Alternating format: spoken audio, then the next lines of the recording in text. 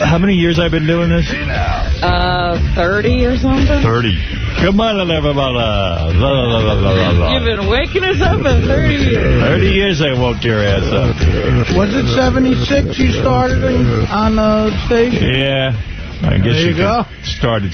You don't count college radio. That's kind of gay. Right. Why not? Although when I was in college, I did get a job, but the guy wouldn't pay me. I mean, he gave me a salary, but he just wouldn't hand it to me. Oh, he wouldn't give you the money. Does that count as a job? He promised you money, but he didn't pay you. Yeah, when you work... What was his explanation for that? When you work, it's just awful because people take advantage of you. There was this guy, young guy, who became the program director of a progressive radio station. Progressive means you can play whatever kind of music you want. WNTN in Newton, Massachusetts, AM station. Daytimer means it's only on from 6 a.m. till sunrise to sunset. Right. And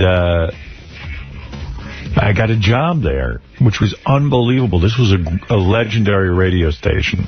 Can you imagine an AM radio station, progressive, and I get a job while I'm in college, beside myself? You never told us you had this kind of luck. Unbelievable luck. I went down there, and they hired me to do an air shift. And progressive to me sounds like a hippie type station. Yeah, but one of the coolest stations in the country, legendary. It was like, in the Boston area, there was WBCN, and WNTN was its predecessor. It was like a big deal to work there. Right. And I got hired to be a disc jockey. Cool. And this station was on its last legs. It was a dinosaur. Daytimers were on their way out, yeah. In fact, into an MOR station, which is middle of the road, kind of like, they played everything from Perry Como to, just like wimpy shit. Right, it was Dean Martin and Sammy Davis Jr. probably at that time. And there's also actually an acronym in the business. They call it MOR. Middle of the road. I don't think they call it that anymore, but back then it was MOR. Adult Contemp or something now. So now it's MOR, but I didn't know that, and I get hired, and wow, I mean, I was awful. I was just the worst disc jockey. I don't even know why they hired me. I guess now I know why, because so the guy hired me, and my salary was, a couple of bucks an hour, whatever it was. But this was, I called my father. Oh my God, I'm in the radio business. And in fact, I had no way to even get there to Newton, Massachusetts, so he helped me with a car, the whole thing, Oh, geez, so he went into his pocket for this job. He did. But he knew it was a big deal. And your father knew it was a big deal. Yeah, he understood. I mean, for me to have a job while I was in college at a real radio station. But that's cool that he understood that. He got that. You didn't have to explain it to him. He helped me out. He was in broadcasting. He never expected, I guess, Howard would ever get a job. Right. No one did. That was I certainly did. And not out of school yet. So I get hired by the guy. I can still picture his face. I don't remember his name. Young guy, former BU student, actually. And he liked me for some reason. Now I know why. So I go there, and I'm doing the job as best I can. And I'm working there, and comes payday, no pay. So now I feel like an asshole asking the guy.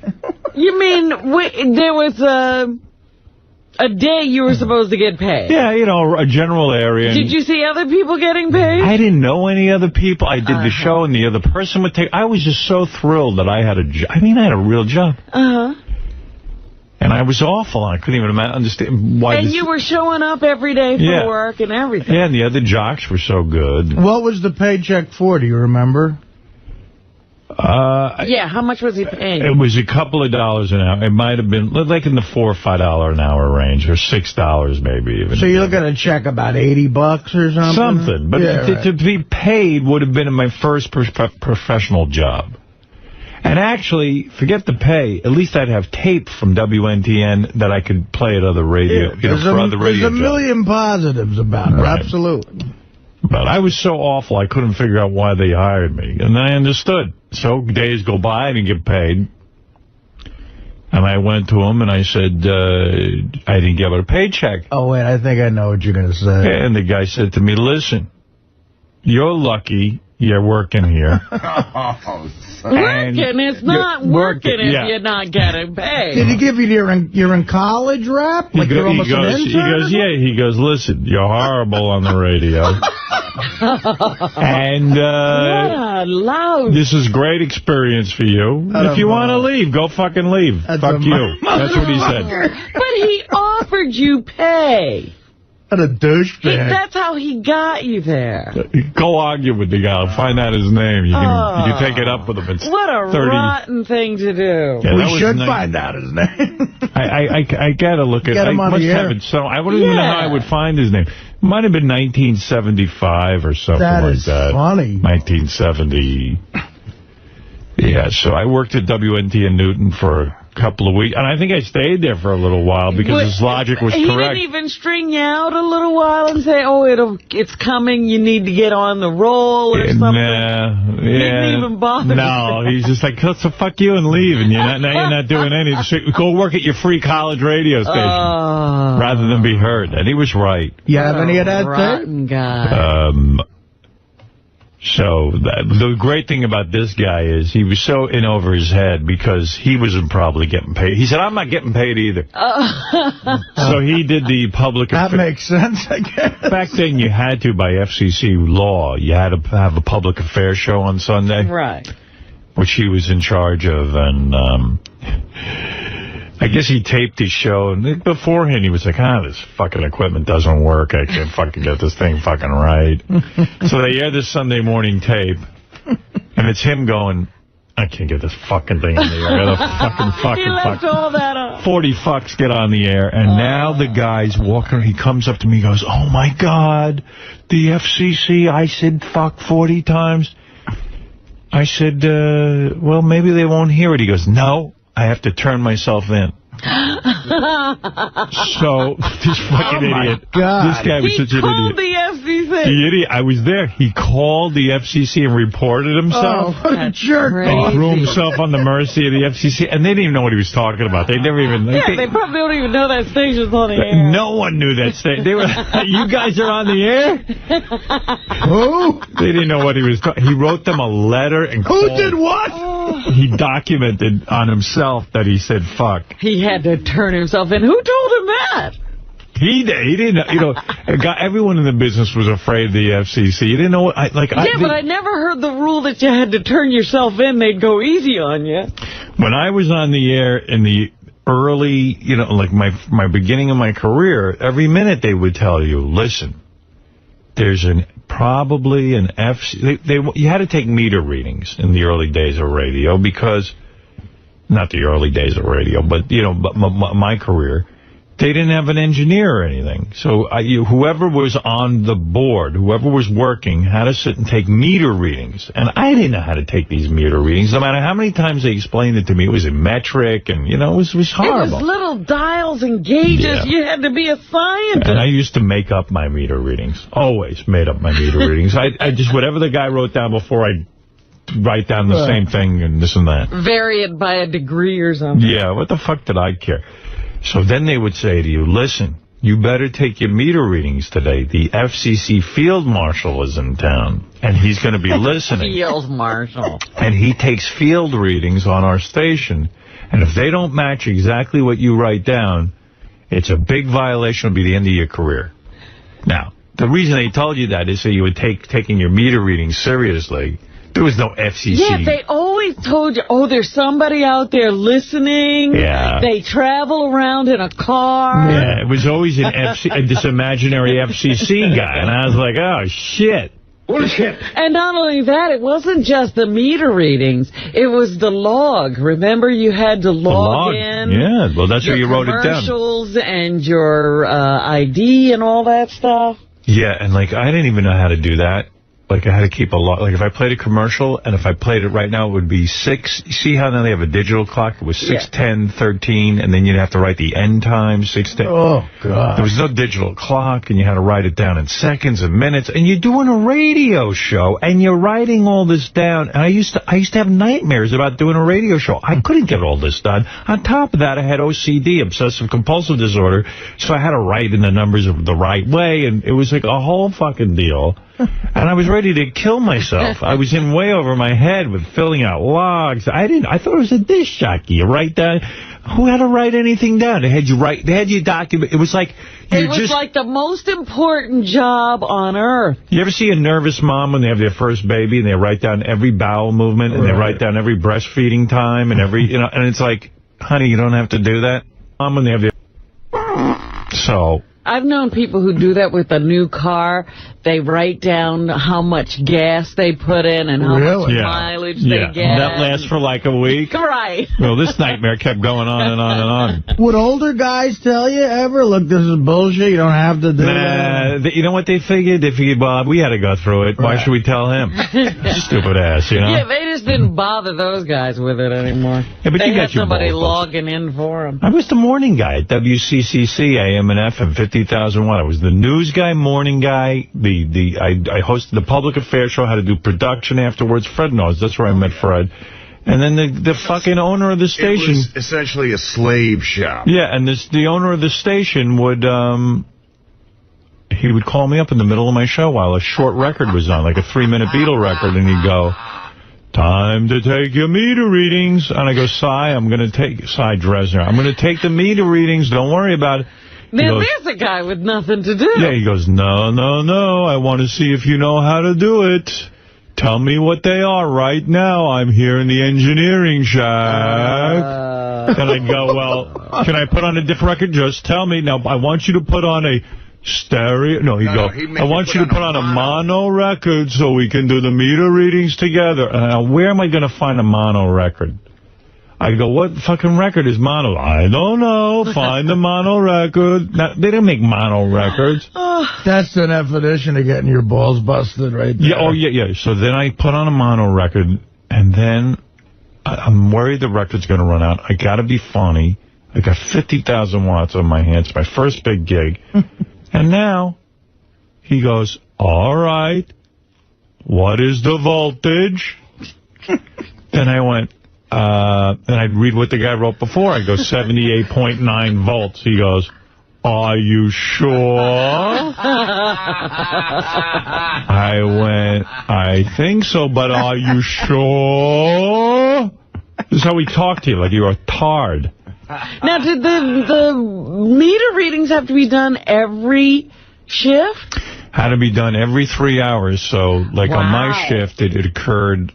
So whatever the last meter reading was, I would pray that somebody would come in and just do my meter readings for me. It was just a nightmare. I was a shitty announcer. I don't understand math. I don't understand meter readings. I was in a horror scene. Right. I hated it. I didn't realize it was every 3 hours, so everybody had to do it. Every guy I hated radio. who did an air shift. I hated radio. I don't even know why I stayed with it. So you were probably reading Fred's meter readings. Oh, yeah. Yeah, I was. I followed Fred. He looked like he knew what he was doing. Did you actually know how to do it, Fred? I actually did. Yeah, I figured At one point in time, you had to know the formula, which I've since formulas? Oh, wait, so you didn't meet Fred at WCCC? No. You met him at... I met him at CCC. Oh, you're talking about CCC. Yeah. Are you sure? Because that was with Cy. That's it. Yeah, he loved busting my balls. And he'd go, now, are you sure? And I'd go, okay, I'm sure. And then he'd go, no.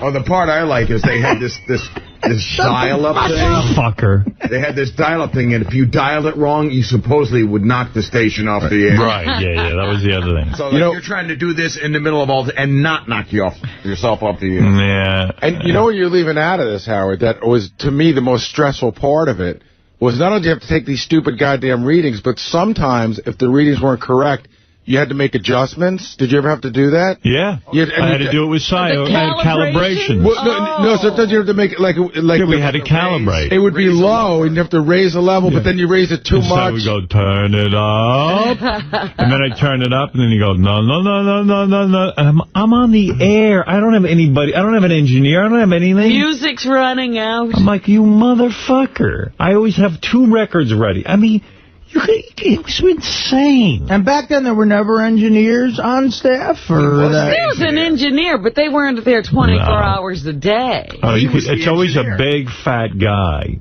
who's the chief engineer who's, like, miserable getting out of bed and doesn't even want to work. It's always a big, fat ass And he's always guy. down at the antenna. Yeah. And then you see him once in a while, and he'd weigh 500 fucking pounds, and his ass crack would be hanging out, and nobody likes him. Not that Scott's fat, but most of them have Scott's sort of attitude. No, Scott's skinny compared to most of them. Scott's the ambitious one of the bunch. Right, yeah. He really is. Because Robin's right. Most of those guys... whenever you go to look for them, I can't find Joey. Oh, Joey's doing work on the antenna, which is in New Jersey. They weren't engineers like Scott who does, production and stuff. These were engineers who fix the equipment. They actually climb up on towers. Oh, okay. Right, you needed a Scott, and then you needed one of those guys, and neither of them knew how to do each other's job. We didn't even have a Scott. There was never a Scott. These guys were the Scott.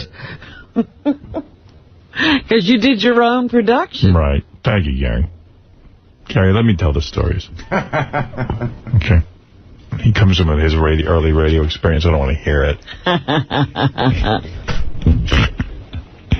I hate when Gary tells me his early radio experience at LIR. He was a fucking intern. Actually, it was a K-Rock, asshole. No, you're talking about LIR. That's what you're talking about. You want to hear the story? I didn't take meter readings at LIR. No, but you tell me about when you hung around at LIR.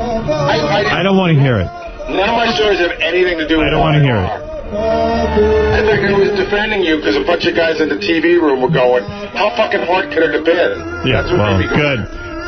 Tell him to get on the air, be the morning man and the news guy, and keep all the logs, and do all that shit, and try and get fucking ratings. I never heard one person say they had no trouble doing it. Yeah. It was awful. If that was the only thing you had to do, like the TV guys, then it'd be fine. Assholes. Go over and tell the TV room they're fired. And by the way... Clean out that room. And tell them to stop making me look like a monster. What the fuck is going on? I was watching Howard TV, and what episode was it? I wrote Doug Goodstein an email. I go, what are you guys doing? We had such beautiful lighting at that shit K-Rock studio.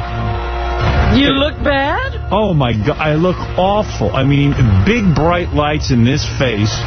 Dead-on shot, which I told them never to take. And they just fucking... It's like, dim the goddamn lights. How hard could that be? I mean, the same stupid discussion over and over again. I said, Doug Goodstein, how does that reflect what I like? You don't know? You didn't spend 20 years on Howard TV figuring out what I like? They even made me sit all the way over here so that you'd be at the right angle. Well, they're not getting What episode is that? I mean, I look like I saw a ghost. Washed out, dead-on face. I mean, like a monster. Like the worst. What is the worst horror flick you ever saw? What, like Nosferatu? Nosferatu. I look like 50 times worse than Nosferatu. And for the record, I look like shit, too. No, you look fine. I need you to look like shit. Exactly. It's part of my gig. Me and Benji. Nosferatu. What's Nosferatu? That's Nosferatu. I've never seen It's the greatest. You have to... Yeah, I swear to you. Hey, Goodstein, where is that motherfucker? I'm going to bash his head into a wall. Net the pace and all the whole crew back there. They don't know what's so hard. I'll tell you what's hard. Don't worry about what's hard.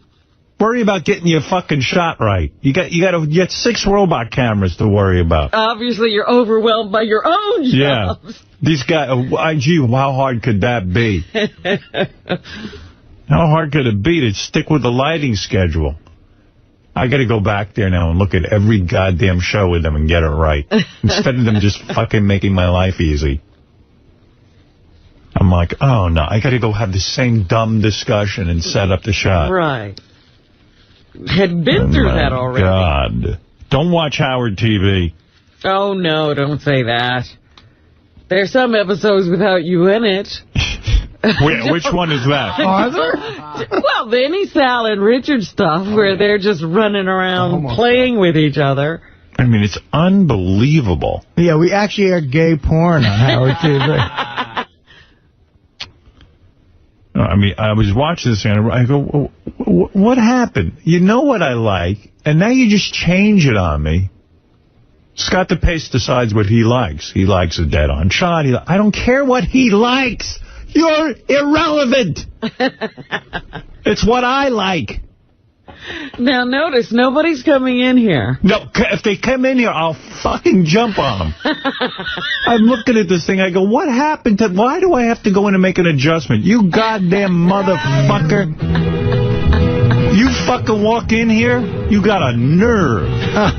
Did you see the email? What show was that? It has nothing to do... Tell people what show it is so you can see why I look like 𝗦𝗵cie𝗄𝗿𝗱. The boat episode, Robin's boat episode. Robin's boat. I want to take that boat and sink it. By the way, I didn't even get to see Robin's boat episode because the first minute is me looking like 𝗦𝗵cie𝗄𝗿𝗱.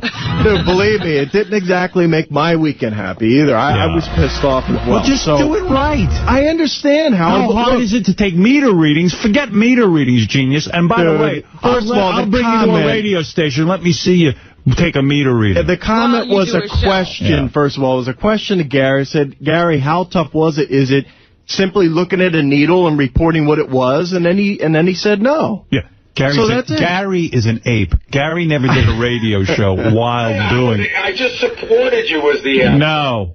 You be quiet. Hard, I said, yes, it was hard. No, you're an ape.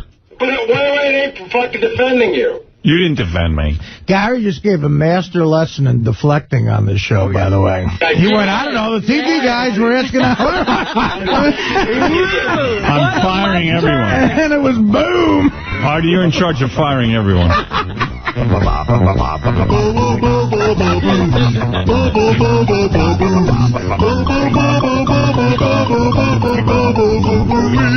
Scott the Pace is as incompetent as our president. That's why he supports President Bush. Yes. Because he says... We now understand why you look the way you do. We all think alike.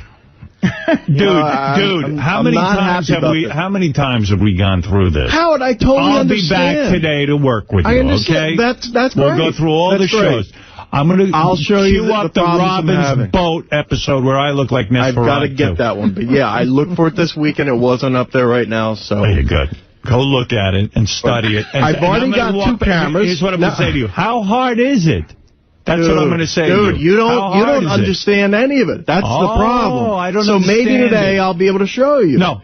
I've already got. I understand, Howard, but there's a camera there for when you're looking at Robin. Who designed this studio? You.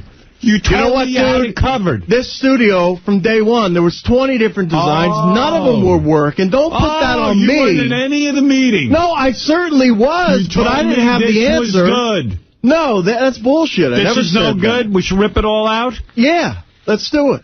All right. What college did you go to again? Glassboro State? Don't worry about it. Glassboro State graduate. Thank you. You weren't in every meeting going, I certainly was. No, I was not ever going, yes, Yahoo. I'm going to do you a favor. That's bullcrap. You're absolutely right. This is too hard for you. I will come in today and show you how it's going to be done. Okay, great. And I'll show you the other issues. So when you're looking at the podium I need another camera for that. When you're looking over at the band area, I need another camera for that. I will show you. When you're looking at Artie, I need another camera for that. Don't waste my audience's time. I will teach you today how to do it. Because I figured it out in that other dumpy studio, and this is a much nicer one. So it can be figured out. You will learn today from me. Okay. What I want. Good. Hey, man, that's all I want. I want to be nice and easy. Stop inventing golf toys and do your job. Yeah. That's all. With the golf toys. He's busy. He's got a good shot of himself taking a swing. Oh, I saw the videotape of that. What is that called? The video caddy. Video caddy. How's that going? Forget it. Please it has nothing help to do me. with that. Scott. Howard, that's what I'm here for, dude. I'm trying. I swear you couldn't have done more of a disservice to me on the Robin's Boat episode of Howard. Listen, and God knows what other episodes I haven't seen yet. Yeah. You know. You lit that golf bag on the video golf video better than the golf caddy, better than you like me. And take the lights down if you don't know what to do. Dude, the lights are low. When you come to me, so where is Howard? I can't see him. All right. fine. What are you about? What? I can bring your legs down. All right. And I will say to you, what's so hard when we first straighten this out? Okay. Thank you. I think when he lost his hair, like Samson, he lost his ability to polite me and look at me properly. His hair fell out, and then all his talent fell out. He lost all his talent. I mean, the guy doesn't have my back. Well, yeah, he spends all this time putting my chair in a certain spot, and he's still not shooting you properly. How many friggin' meetings did we have before they built this studio? Oh, he was over here every day. I heard so much about how he was so involved. The guy was here every day. I was here every day. And I'd say to him, Scott, is this work? Yeah, this will work. I got the staging area. You'd have thought he built this Robin, by himself. You know nothing about it, so you should just stay out of it, Are you kidding? I heard you. Oh, the hours I'm putting in. I have to meet with the architect. I have to meet with this one. It's still not right. Listen, man, everyone had a lot of things that they needed to get done, and some of those decisions I wish we could take back, but we can't at this point, so we got to move forward. Right? Thank you. Thank you for your input. Now listen to me. Great. Your job is to make me look good, and you're not doing it. Turn his lights off, guys. Turn them down. I'll set the lighting with you. We're going to work. We're going to get to work. Good. I appreciate it. All right. We're going to show you it can be done. Whoops. Not me. Still got some hair up there. I see some. There it is. Got a patch. He's so funny. I don't know anything about it. I heard nothing but, this meeting. Oh, I got that meeting. When things are going well, I don't say anything, but I got to tell you something. Rather than playing Xbox with 12-year-olds on the internet, now it's time to get to work. Maybe come in on the weekend and get the lighting set straight. Xbox, I'm all for Xbox when the lighting is fine and the shot and the angle is fine. You couldn't have a more dead-on shot of my face on Robin's boat episode. I mean, every friggin' high-definition crevice. Oh. And 𝗦𝗫𝗏𝗏 is too kind to say what I look like. I wish we could pull up a picture of 𝗦𝗫𝗏𝗏 for Artie. So here's what I want you to do. I want Joe Walsh to sing 𝗦𝗫𝗏𝗏. Here's what I want you to do. Take a picture of me from the beginning of Robin's boat episode, the full facial shot, and put it next to a picture of 𝗦𝗫𝗏𝗏𝗏. Side by side. I want to see that. I really do want to see that. I look like 𝗦𝗫𝗏𝗏𝗏 with sunglasses. In fact, I'm not even wearing my sunglasses on that episode. I got clear glass. I look like 𝗦𝗫𝗏𝗏𝗏 with a pair of glasses. Yeah, you always got to remember to change into your sunglasses. Where is my eyes? No, you know what? I don't need to change into my sunglasses. I need them to get the right angle on. But like at K-Rock, I noticed you were really adamant about that. When a guest came in, you would change into the sunglasses. You developed the look. But there was I turned to the side. The shot. You never see me full frontal face. Well, that's the camera there, obviously, I guess. So that's my camera. I'm to the side. That's it. And this dead-on camera is not for me. Move it. You destroy it. I'm going to shoot it. Give me my gun. There's a million. Which one? That one or that one? That one's dead on. Well, see, that one, I guess, shoots him when he looks over here. Oh, okay. Yeah. I don't know what's shooting what where, a maze of but I will get to the bottom of it. It's a maze of cameras. It's so insulting. And to be betrayed by my own TV crew. You could understand this if it was some other person's crew. You broke my heart. There is no camera over here. That is the camera, which sometimes you use your eyes to look at Robin and not your face. You don't turn so much. You broke my heart. In those cases, that's fine. Where's the camera? Right there, and that's your guest shot, a nice profile shot. No. Here's the guest camera. Wait till you see Robin's boat episode. I understand. I don't Here's know where, the difficulty. you must have imported a new camera for that episode. No, when you look at Robin, sometimes it does get flat. I agree. It's boring my audience. My audience comes first. You brought it up. Go ahead. Put away your headphones. Something wrong with you. You betrayed me. It was you, Scott. You broke my heart. I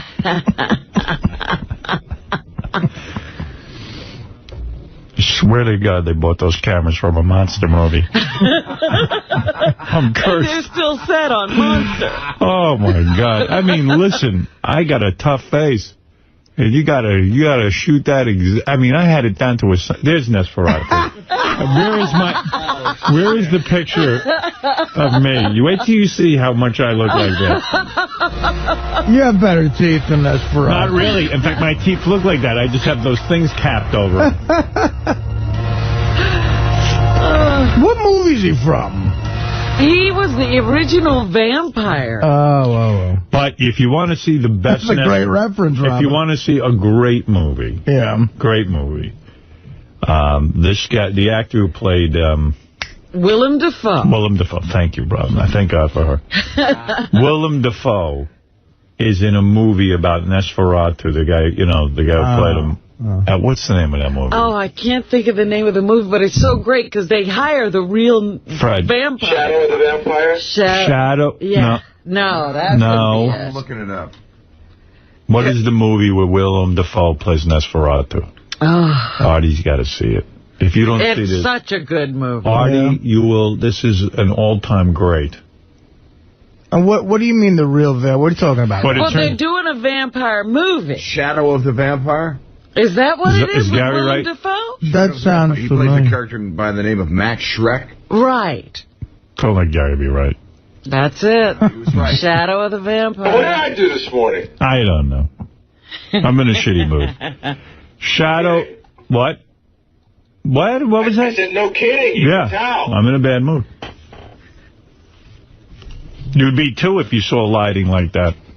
I felt bad because 𝗦𝗫𝗿𝗍𝗍 and I walked from the garage over here, and he was talking about how he got the emails, and he was bumming out all weekend trying to figure out how to fix it. Well, he's my guy. I rely on him. He has no aesthetic eye. But he felt bad about it, you know what I mean? He's thinking... He felt bad. Guess how I felt? He makes me look like 𝗦𝗫𝗿𝗍𝗍.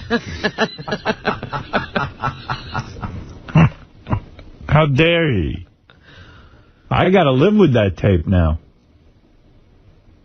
My fans will see that. They'll cancel their subscription. They're going on that. They're going to do that freebie to get people to sign up. They'll run away. They better not show Robin's boat on that freebie, the penny preview or whatever that is.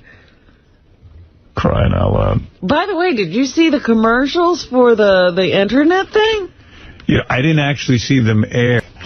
Hey, Gary, talk about the Mets. Gary was at the final Met game. Yeah. Didn't I tell you something bad was going to happen? I was so pissed because I felt like you jinxed me. Yeah. I had the premonition on that one. Were you there, Robin? No, I didn't go to the last game. I just didn't feel it. You know what? That was some amazing catch, though. Yeah, if you would have been there the whole game, it just, even Artie said he was in L.A. shooting his thing that he shot for Major League Baseball, and it just, you just kept waiting for, it seemed like it was the Mets night. They were at home. It really did, man. And this pitcher that they had in that was a wild card pitched a great game. So, it's 1-1 the whole game. The Mets keep coming up at the bottom of the inning, and you just keep thinking, here's where Beltran's going to hit a home run. Here's where David Wright's going to hit a home run. This is where it's all going to happen. Then St. Louis gets two guys on, and 𝗦𝗫𝗍𝗍𝗍, who's the left fielder, Howard makes maybe the most amazing catch I've ever seen live. Unreal. In that important situation. The Met guy or the other Met guy? guy. The Met guy, He goes back. There's two guys on, or there's one guy on. He goes back. His arm goes over the home run wall. Over it. He pulls it up. It's like a snow cone. You could see the white of the ball, and then has a wherewithal to throw to first base for a double play. Like that. It was so amazing because they were like, he robbed the guy of a home run and then got the other runner up. Wow. So then, once that's done, you go, This is it. I think it was top of the 6th inning. You go. What was the score at that point? 1-1. And the guy that would have made it 3-1. The guy who hit that ball was this guy, Scott Rowland, who's like, a big deal. Homer. It really was a punch in the gut to the Cardinals, big time. So you say now the Mets are coming out. Momentum is on Momentum is their way. They're going to come back the next inning. Was there a bases loaded situation? Well, the Mets left a lot of guys on base all game. So now they don't come back. They go to the top of the 9th inning. It's still 1-1. And St. Louis catcher hits a home run, 3-1. Right, 3-1.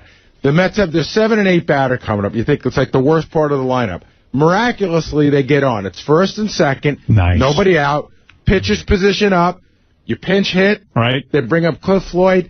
He strikes out looking. Yeah. And striking out looking. It's still 1 out. Now you got Jose Reyes and Beltran. Like the 2 people you want up at that moment. This is perfect.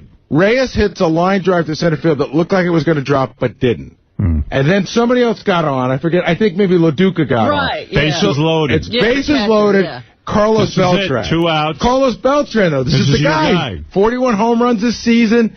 The reason the Mets paid so much for him was because he had a postseason with Houston, like, unparalleled. This is like Mr. This is the guy. This is the moment. I heard he struck out looking, too. Looking. Didn't even swing. Not a swing. Not a swing. You could have fucking cried. How could you not swing? And, listen, I don't hate the guy because he was unbelievable this season, but it was like everybody got punched in the gut, and we all looked at him. I was standing on my chair. Choke artist. And we were all standing there. We look at each other, and everyone just goes like, the shoulders go down, and we don't even know where to go. This is everything. This guy's probably Beltran's probably been playing since he's 2 years old. Everything in his body has been trained for that moment. Right. That Game 7. moment. Game 7. 2 outs. Bases loaded. Many at-bats where they chip away and chip away. He's standing there. He doesn't even swing. Wouldn't it have been wild if the fans, remember when Mussolini was, Mussolini at the end? They hung him and put his penis in his mouth? They hung him and shoved his penis in his mouth, cut it off, and then left him to lay in the streets. Yankee fans, there was this pitcher, Ed Whitson, that was so horrible for the Yankees. Fans followed him home one night throwing rocks at his car. He had in the late 80s, he lost 5 straight games. He kept getting racked, and one night in May, wasn't even a big game, it was like in May. Yankee fans followed him home throwing rocks at his car. He had to get the cops. I know, because I was one of the fans. Artie had to fly to L.A. Yeah. Most people saw Artie, if you were watching the World Series, the opening montage on Fox. It was a 5-minute sketch, actually. I shouldn't say it's a montage. 5-minute sketch featured Artie. So you had to fly to L.A. on Thursday. What I did was I left here, went right to JFK, got on a plane, flew to L.A., got off the plane. The car picked me up, took me right to the set. They had been shooting for hours already. Jerry Stiller already shot his part. I'm pissed. He barely was in it. I missed this bit. I would like to have He didn't do anything. When I finally saw it, it wasn't much. But they could have edited stuff out. I was in L.A. for a total of 6 hours. It took 4.5 hours to shoot it. I took my wardrobe off and went right back to the fucking airport and got on a red-eye. Why didn't you spend the weekend in L.A.? Because, LA. not that I hate L.A., I just don't like having to get all the way back across the country to be at work Monday. I would rather just have got up at my own bed. Why didn't you force them to shoot your part in New York? It would have been so easy. Well, I begged them to do that, and they were like, we have the location all set up, Jerry Stiller's coming, all the actors are coming here, the crew's coming here. It would have been a pain in the ass. Do you get paid for that? I got paid a little bit of money, like a few grand. Yeah. And, the tickets were first class and everything, and they had a room for me at the Four Seasons, but I wanted to leave. And they also gave me, on top of the couple thousand, 2 World Series tickets, which I thought maybe we could do something for our fans. It's for either Game 3 or 4 in St. Louis, and I'm sure they're great seats. Now, this is pending on Fox letting me do this. Hold. Fox give you a couple of grand to do all that work for them. Right. You fly in and fly out the same day. Right. And what do you mean? That's your pay. It's your seats. No. Well, yeah, these are my seats. They gave you 2 seats. They gave me 2 seats. So what do you mean if Fox lets you? Well, no, because sometimes they don't like you to... There's a lot of rules. There's a lot of rules. No, Howard. Then give them some fucking cash for doing the bit. Do you know that we can't even give away, like when we were at K-Rock, we couldn't even give away Super Bowl tickets? You're not allowed to give away Super Bowl tickets. Oh. They belong to the Major League Baseball, the NFL. Pay. Doesn't matter. It doesn't matter. Then why did they pay the guy? Artie could give them away to a friend. Forget the tickets. Just give me some money. Let me ask you something. If you buy Super Bowl tickets, you can't give them away? Absolutely not. Oh, come on. Super Bowl is a registered trademark of the NFL, and you can't give them away. Excuse me, Fafa. Artie's got 2 tickets to the World Series. It's his pay. Any court in the world would say, if your pay, you could do whatever you want with it. Secondly, they can't give away his seats. They're his seats. He can't go to St. Louis, obviously. He has to work. So what kind of fucking pay is that? What kind of treat is that? So let him at least give it to the fans. Boy, did they see you come. Well, you know, it was a weird thing with... Well, first of all, when I got this offer, money didn't even go into my... It was opening up the World Series broadcast, which was a big deal for me. So that was nice that they thought of me. But no, you were great in it. It was fun. But what I want to do is, if they'll let me do this, unfortunately... I mean, I think Howard's right, but unfortunately, this is the case. If they'll let me give them away, St. Louis is such a great Howard Stern city, man. Right. They love it. I want to give the 2 tickets away to a couple of fans in St. Louis. Do you have them, like, in your hand? No. I'd have to call my manager, and he'd have to arrange All right. So you're going to do that today? If you want to make it a contest, if you want to take a caller from St. Louis... hurry up, because Game 3's tomorrow night, right? Right. Well, I'm sure that'll be fine. Well, yeah, but we got a FedEx ticket somewhere. Howard, if you want me to wait a day and confirm it and then do it tomorrow so we don't get somebody on the hook. All right. So St. Louis, if you're listening, we're going to try. Or we could give them away now with the provision that we say, I don't want to do that. Yeah. Let's wait till we get Let's make sure I have it. But find out where the tickets are, meaning, does your agent have them or can they leave them at will call? They're going to leave them at will call. Okay, great. This guy has to have a name, go up to will call if it works out. Yeah. Okay. Well... But I want to be honest with them. It's not going to be me. How'd you memorize all those lines? Like, do they just stop camera every minute? Or no, I had to do the whole thing through, and it was one of those things where, like, they had already been working for 12 hours, so there's union issues. They wanted you to get through it. It was pressure a little bit, yeah. When did they get you the script? That I had the script on me. It was emailed to me at the show Thursday morning, so I got it. Whoa. Did you see it, Robin? No, I missed it. I'll play some of it. I thought the game started at 8, and that whole thing was like at 7 or something. 7:30. Look how many lines he had to memorize. I could never do this. This drives me nuts, and he's got to do it rapid fire and everything, like kind of like a Dennis Leary kind of. Exactly. That's what they wanted it to look like, I think, Dennis Leary. All right, guys, time to fess up. We're obsessive. How many times have you guys sat around with your buddies and tried to determine who would win in a fight, Laverne or Shirley? Or how about that time you got caught betting on your little sister's dance recital? But you know what really sends us over the edge? Sports. I once staged a fantasy doubleheader between the 1918 Red Sox and the 2004 Red Sox. By the way, the Sox won. Okay, what do you think? Best game won ever. Are you kidding, man? 1955, man. Brooklyn's only World Series title. So did you have to shoot that whole opening in one stretch? Yes. and you have to... How do you memorize all that shit? I've always been good at memorizing stuff. Wow. I've always been good at it. I have no ability. You know what I understand? If you're so good at memorizing stuff, like, you would think that you would have done really well in school, because most of school is memorizing stuff. I just didn't care. I never took a book. From the 8th grade on, I never had a book. What about math? Were you good at that? I wasn't bad at math. Yeah. I mean, the fact that I passed anything at all was just because of memory. I never studied a thing. I was just the worst student you could have imagined. You didn't see my grades. I had no interest. Believe me, you were better than me. No. I had to go to summer school to graduate. Yeah, but that's because of gym. You didn't go. and I knew enough to go to gym. I'll give myself that. You know, you were smarter. Even though I hated it. Yeah, by the end, I was doing a lot of no-shows. I was going to the diner for a chocolate milk before. And missing a math quiz. Yeah. But no, that's you know. I hated school. That's why, like, I'm so glad my daughters are good students, so I don't have to go, because they would be like, you're a hypocrite, you did shitty in school. Right, how could you tell them what to do? And I'm pretty sure I don't have an answer for that. Your youngest daughter's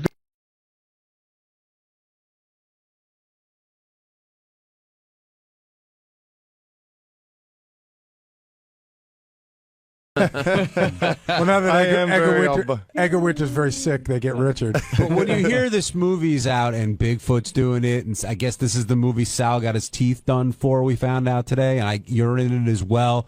Do you think twice about doing it, or are you just like, you know what, sounds cool, it's during off time for the show, so I'll give it a shot? You know what, this is, there's a huge crew on this movie. It's got a decent budget from what I've heard, and they made me a really good offer, and I'm happy to do it. So yeah, I mean, if I had to go to, you know, like Arizona to get paid $5 for a movie, I wouldn't do it. I want to make sure it's something legitimate, and it's definitely a legitimate movie. Gary, do you blame Ronnie, Richard, Benji, if he gets that role, whatever, for taking these roles outside of the show and being in these films? No, it depends on what the roles are. You know, I think there's a big difference between being Benji from the Howard Stern Show or being the weird guy on the corner. Do you know what I mean? I guess you'd have to take it part by part and figure it out. I actually got to be in a movie that Maria Menounos' boyfriend, Kevin, directed. That's going to be coming out soon, too, called Serial Buddies. How many films have you been in? I don't know. You know, my film career started with Jodie Foster's Contact. Is that true? Yeah, but I was one of the people running away from the explosion and when one of these spaceships blows up or something. And then I got to be in Tom Hanks's From the Earth to the Moon. I was hippie smoking in laundromat parking lot. You know, I have to say, in the history of the show, probably the greatest role that anybody on the show has ever gotten ended up on the cutting room floor, but I saw it because Cameron Crowe sent it to me. 𝗦𝗵cie𝗄𝗿𝗱 had a scene with Tom Cruise in Jerry Maguire. I remember Cameron Crowe called me, said, I want him. They flew him out, and I saw the scene. He was supposed to be a wacko fan, but I wish if they could do the DVD extras just to see 𝗦𝗵cie𝗄𝗿𝗡 acting with Tom Cruise is worth the price. I went to see that movie to see Kenneth Keith because I remember you guys talked about it on the air, and I was like, where in the hell was he? Derek in Massachusetts, you're on the wrap-up show. Hey, you guys will know this more than I will, but Howard seems to be pretty jealous, and guys like Ronnie and even Stuttering John, when he got his part, if he doesn't have anything to do with getting them those roles, he seems to be angry, and not just the roles, but the job for John. He seems to like take it as an angry. Like he'll get Eric a job, Eric the Midget or Eric the actor, and he'll help those guys, and that's all fine and dandy because he's part of it. But when these guys do these things, he just seems to be jealous and angry of these guys in this situation. I hope Ronnie's movie is a success. I'll go see it just because he's in it. Derek, I could tell you, just because I talk to Howard a lot, it absolutely 100% is not jealousy. That's not what it is. I know there was we had an incident one time where Wings, the show Wings, called Howard and asked Howard to be on the show. Howard said, no, I don't want to do that. I'm just, I'm protecting my brand. I'm not going to be on Wings. So unbeknownst to Howard, they turned around and they just called Stuttering John. And Stuttering John took the part. Now, whether John knew Howard had been offered or not, I don't think that was the case. But I know that when it came out, Howard was pissed. And his feeling was like, well, if I'm not going to do this, if I'm not going to put all this stuff out there, if I'm not going to sort of take every bit, but everybody around me does, in a sense, he feels that's tarnishing the brand. But that is probably more the explanation. Jealousy has zero to do with it. Ronnie, have you ever sensed any jealousy coming from Howard? No, come on. Are you kidding me? How can he be jealous of me? Are you kidding me? That's a great point. It is a great point. No, I just said that. It's a great point. Yeah, it is a great point. I just feel I always run things by him before I do anything. Has he ever told you no? Because I think running things by him could be difficult because he doesn't want to be the bad guy. I could tell when he'll give me like an answer, like he doesn't think it's a great idea, but if you want to do it, right? You know what I'm saying? I wouldn't do it, but if you want to do it, that's fine. Right, and he didn't say anything about this. He did, with 𝗦𝗵cie calling me, he thought, it was kind of strange. I thought it was, dude. Like I said, I got the text message from John Friday night at 1 o'clock in the morning. So Ronnie came to me and he said, "Is this 𝗦𝗵cie's number or somebody pranking me?" I knew it was his number, but I thought maybe somebody got his phone because I know twice already he's lost his phone, and he has to get a new phone and change his number and everything. But I thought for sure this was something kind of scam. So, and he also had asked me for Robin's address because he wanted to send us something. And I wouldn't give it to him until I talked to Robin, and I wanted to make sure it was him. You know what I'm saying? Right. Because I just wouldn't give it out Robin's address to anybody. If we thought somebody lost his phone or whatever. But then when they started calling me about all this, I knew it was legit. How do you approach Howard about it? I go to him and I just talk to him. But is it like I'm not afraid to talk to him. Are you driving at the time, or do you sit? No, usually if we're walking up in the morning in the elevator or whatever, I'll talk to him in the car. We both, I have no problem talking to him. It's 27 years, man. It's a long time. You don't hold anything back. You should know that, Gary. I hold plenty back. Jim in Carolina, you're on the wrap-up show. Hey, Ronnie, if you got offered a big movie role with a pretty good payday, but you had to quit Howard, would you do that? No, I've said that a million times. I wouldn't. He comes first no matter what. And I work all my schedules around anything that I do. I work around him where I'm there for him first, and then like when America's Got Talent, we had block party shows that I didn't attend because I had to be with him in Los Angeles or San Francisco.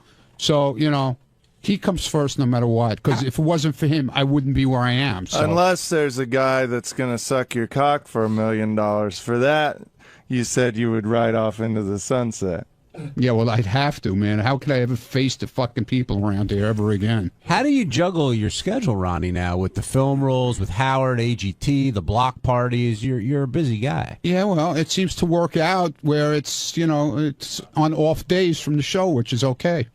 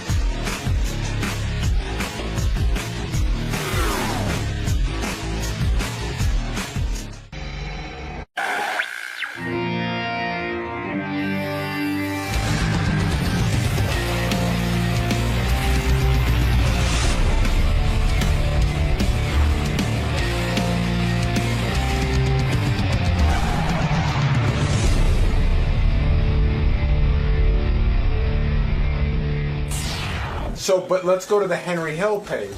So, first of all, you should know, I'm listening to 1010 Wins this morning. They must be reading right off of TMZ, because they said, Henry Hill did this, he did that. And they go, in later years, he redeemed himself, and even was a frequent guest on the Howard Stern Show. That's what they say on TMZ. Or, on 1010 Wins. They said in the first. But how is that a reform? Well, I think he reformed and he appeared on the show. I think they're mutually exclusive. Right. Let me just mention, of course, that frequent guest of the Howard Stern Show, Henry Hill, has died. I didn't see that yet. Henry was 69 years old. And as you know, Henry Hill was a mobster. He was the guy they based the movie Goodfellas on. Yeah, in fact, I just watched Goodfellas again after having not seen it for a long time. Right. Such a good movie. I loved having Henry on the show, and I loved hearing his mob stories, but Henry was a despicable guy. I mean, he has killed people. He took a shortcut in life. He didn't want the straight and narrow. No. Didn't like it at all. Yeah. And it's so weird. We got so many different Henrys. Like, I'm remembering times when, like, Henry would be really drunk, but then the performance or the call before that would be, oh, I quit drinking for 7 months. And, you know, there was no substance to the guy. You never really realized he was a pathological liar. He would just go, yeah, I don't drink anymore. I haven't had a drink in 7 months. And then the next thing you know, he's in jail for drunk something. Right, or drunk other. and reckless or whatever. Yeah. And he was always trying these businesses out, you know. Like, I remember one time he came in and he had paintings that he was selling. I think I have one of those. Yeah. Awful, awful paintings. And he'd go, why are you making fun of my paintings, Howard? Yeah, it was just like giving a monkey a brush. Yeah, and then he had a spaghetti sauce business, which to me was so disgusting because just associating Henry with spaghetti sauce, because spaghetti sauce looks like blood, and Henry has shed the blood of people, and he was just out of his fucking mind. I remember years ago, this was 1996, Henry Hill was on the phone, and Rob and I said to him, Henry, you think you're going to hell? And he, you know, now that he's dead, I'm sure he's got to be in hell, but if there is one. If there is one. And they must have made it for him. Of course, and he... You know, he was convinced he would not go to hell. Let me ask you, do you think you're going to hell when you die? Nope, I don't think so, Howard. Really? How did you redeem yourself? now, describe to me how you're not going to hell. I've changed my life, Howard. Oh, man. Howard, and you no longer have to pay for anything you did? What about all the people you messed up? Well, you know, I've straightened my life out, Howard. You know, 15 years. It was 15 years ago this month. It doesn't count. Come on, that stuff you can't erase. It doesn't go off the ledger book. That's why you're drinking. You're filled with guilt. You're racked with guilt, I guess. I don't drink anymore. Really? 7 months, Howard. He doesn't drink anymore. Yeah, I mean, but it was months he would go. Yeah, I mean, he doesn't drink anymore, but then he'd show up, and then he'd be like, Ma'am, I want to come a macchiato, please. Why you look at me in that sun place? You were doing so well after the Howard Stern show. What happened? I want to come a macchiato.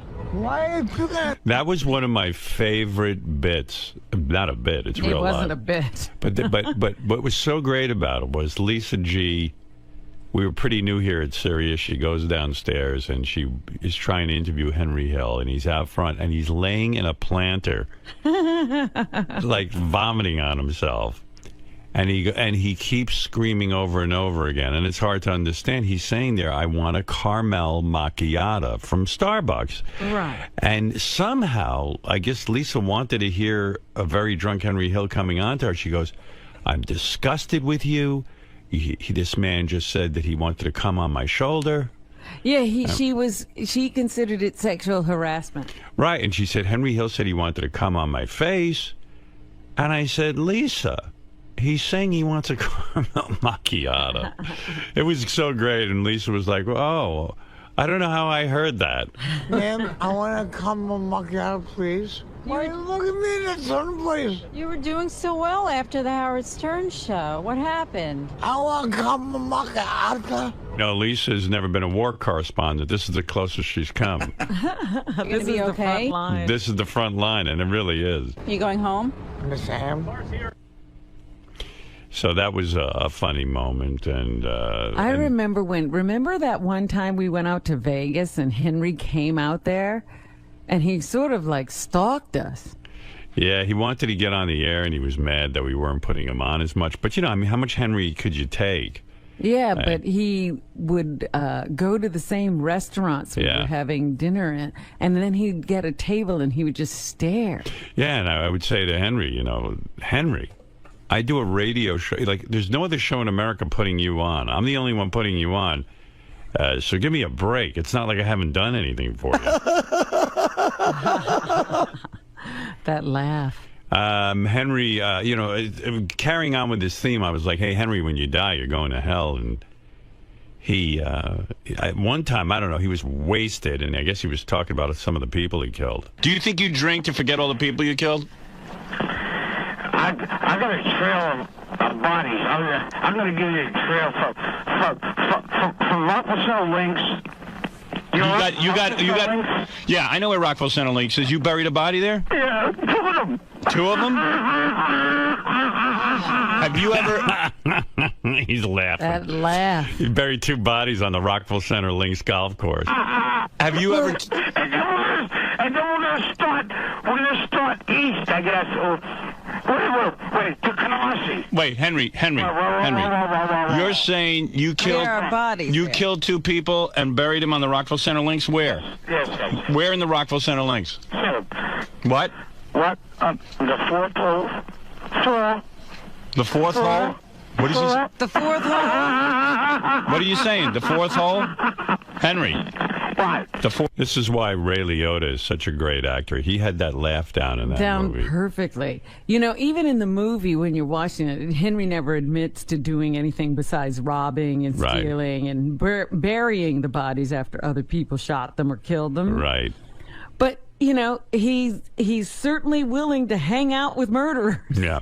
4th hole? The 4th hole. No, come on, be honest with me. Tell me where... Under the green. I swear to you. Under the green? Who were the 2 bodies? They were stockbrokers.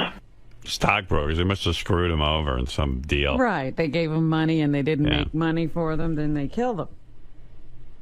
Yeah, I mean, there's so many Henry moments from our show, I don't even know where to begin. And the other weird thing is, too, like, I mean, this is a guy who betrayed the mob.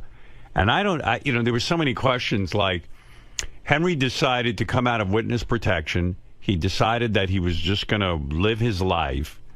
And he didn't care that there were mobsters who were supposedly looking for him. He was like, fuck it, I'm living my life. I don't want to be in hiding anymore. And so, like, when you were with him, like Gary describes one time he was standing next to Henry at some appearance. Henry showed up, and he's like, Henry, I don't want to stand near you. If this is the day the mob decides to get vengeance. It was also 1994. You know right, yeah, you didn't know. And you still didn't know. And, like, and you just wonder, like, who are like John Hein was saying to me, who are the people who decide to kill Henry, and who are the people who decided they didn't care about Henry anymore, you know? Well, I think everybody was either in jail or dead. Yeah, but... At a certain point. But there's always still a mob. I'm sure there's a mob now, but... Well, no, they had really busted it up. Wow. And, you know, a whole new organization had to spring up, and they had no real ties to Henry. Mm-hmm. And, you know, that whole era that Henry was in was kind of taken apart. So, Henry, you think you're done for the day, or are you going to come back up?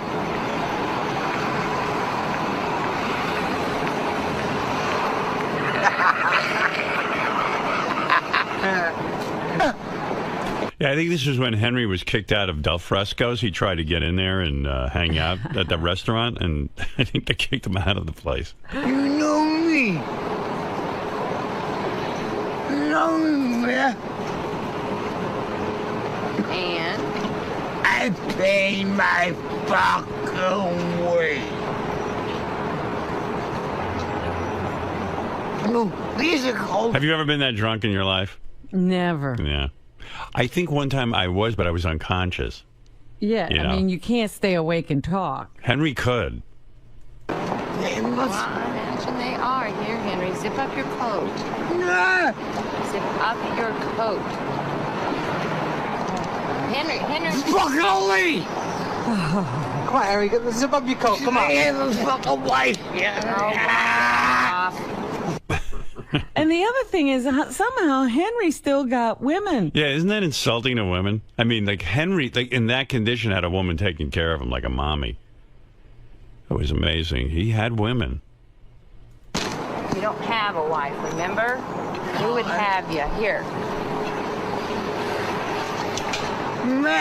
Zip up your coat, Henry. You're gonna freeze. It's cold as hell out, Henry. Here, hold this a second. Oh, there's Paulie. Now, Paulie used to call in all the time and fight with Henry. Right.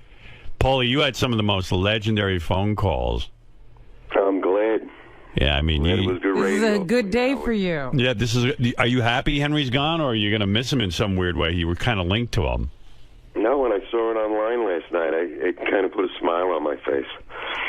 Isn't it amazing to you that the mob never actually kept their promise of killing him? Like they once he came out of the hiding, that they never went after him? No, not really, because Robin was right on with what she said. You know, everything broke up. It just wasn't the same as it was back in the 40s, 50s, 60s, 70s. After he did his ratting on everybody, everything just seemed to disband, and everybody kind of went their own way. Sure, there was still a mob, but wasn't as strong as it was. So Robin was right on. Paulie, why did you hate Henry so much? What was the thought there? Because he was a rat, right? Well, first and foremost, yes.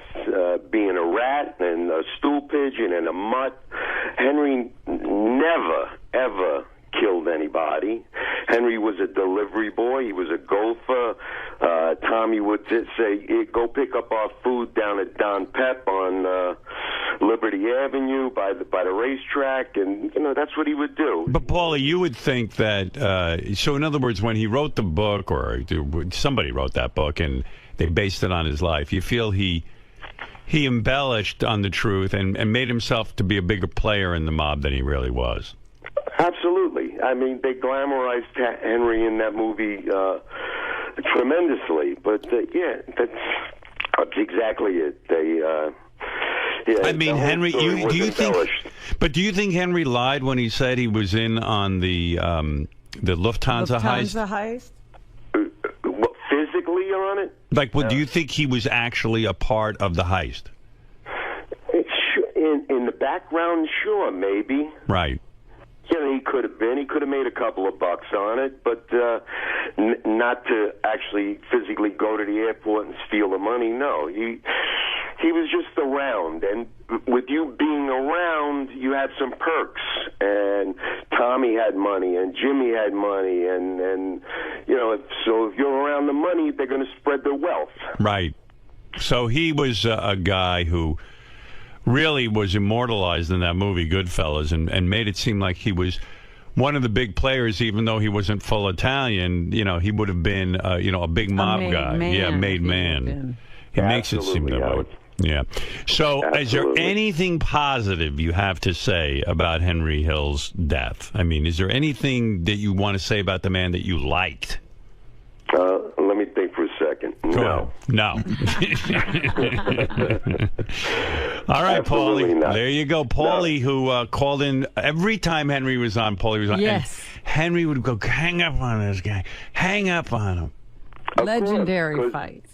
Because he was afraid to hear the truth, and he knew I was the only one, and I think I'm the only one left who knew that crew, who hung out with that crew, who knew Tommy and Stax and Henry and the whole 𝗦𝗵cie𝘄𝗿𝗱, You wanted to fight him. I remember that.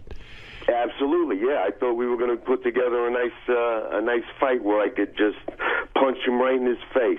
Yeah, Henry was up for a couple of rounds. Henry would say to me, "Okay, I'll do it," and I think he was sincere. He said he would fight you, but I was afraid. Well, he never showed up. When I came to the studio, he was supposed to be there that time.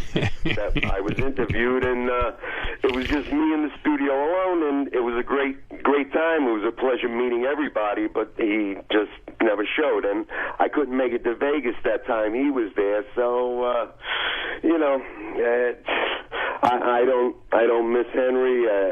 If somebody wants to hear something and get a good book out of something, I got a ton of stories and a ton of anecdotes that all right, Paulie, I would share. All right, thanks for calling in. Not because Henry's gone, but congratulations on your AGT, and Robin, feel better, and good luck to everybody. All right, Paulie, later.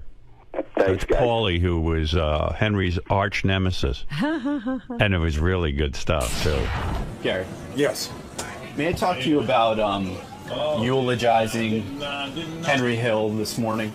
Yeah. I heard you mention the Howard, or I actually heard Howard say, and you guys go back and forth about how difficult it is to be respectful of a guest who's such a despicable person. Well, I mean, he probably was involved in the murders of people. That's something that you can never dismiss. Right. We put him on our show a lot, and he seemed to be remorseful about it. He was a very tortured soul. But yeah, it's hard to say.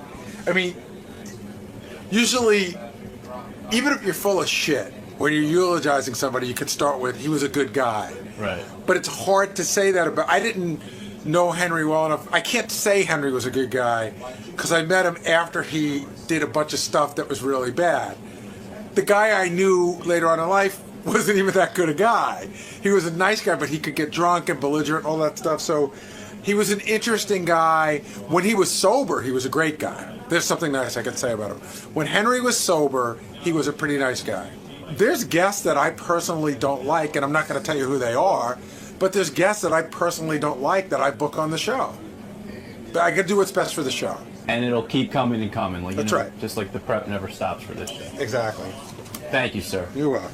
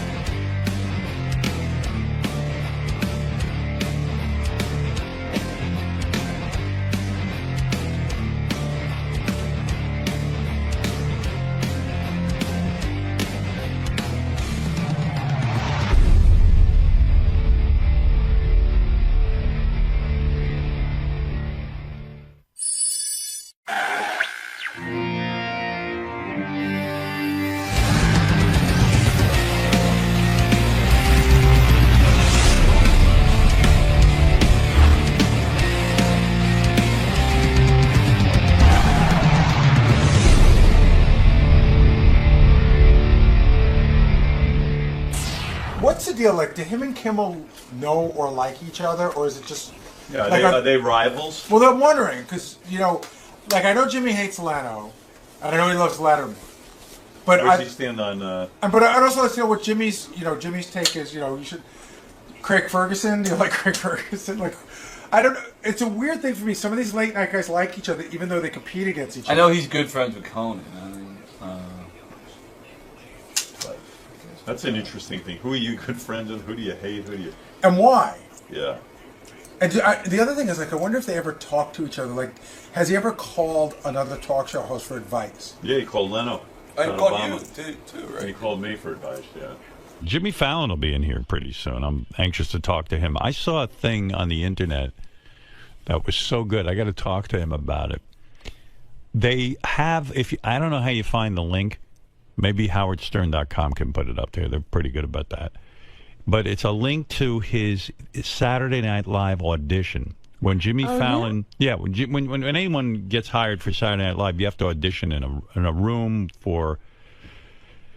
It's almost like America's Got Talent in Vegas. You know, there's just like 5 or 6 people in the room. And no audience. No audience, and supposedly you never get any laughs, but you'll see on Jimmy's he does. It was Lorne Michaels laughing, but his audition was so incredible. What he did was, he did about 10 impressions or 15 impressions, but what he did that I loved is he kept them real short, and so you never got bored.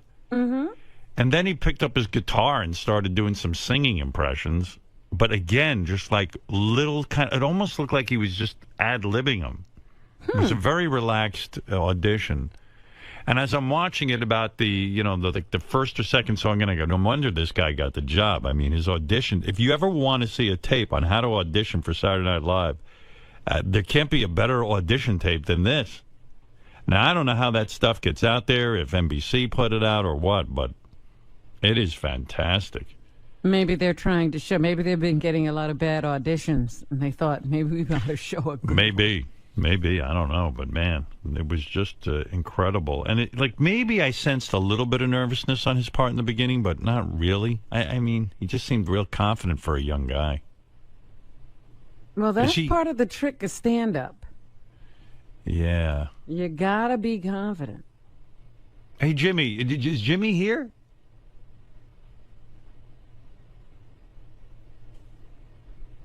I wonder if Jimmy would want to say hi to David Letterman. Do they speak? Are they friends? Should we try that? I'll try that for a second. See how that goes.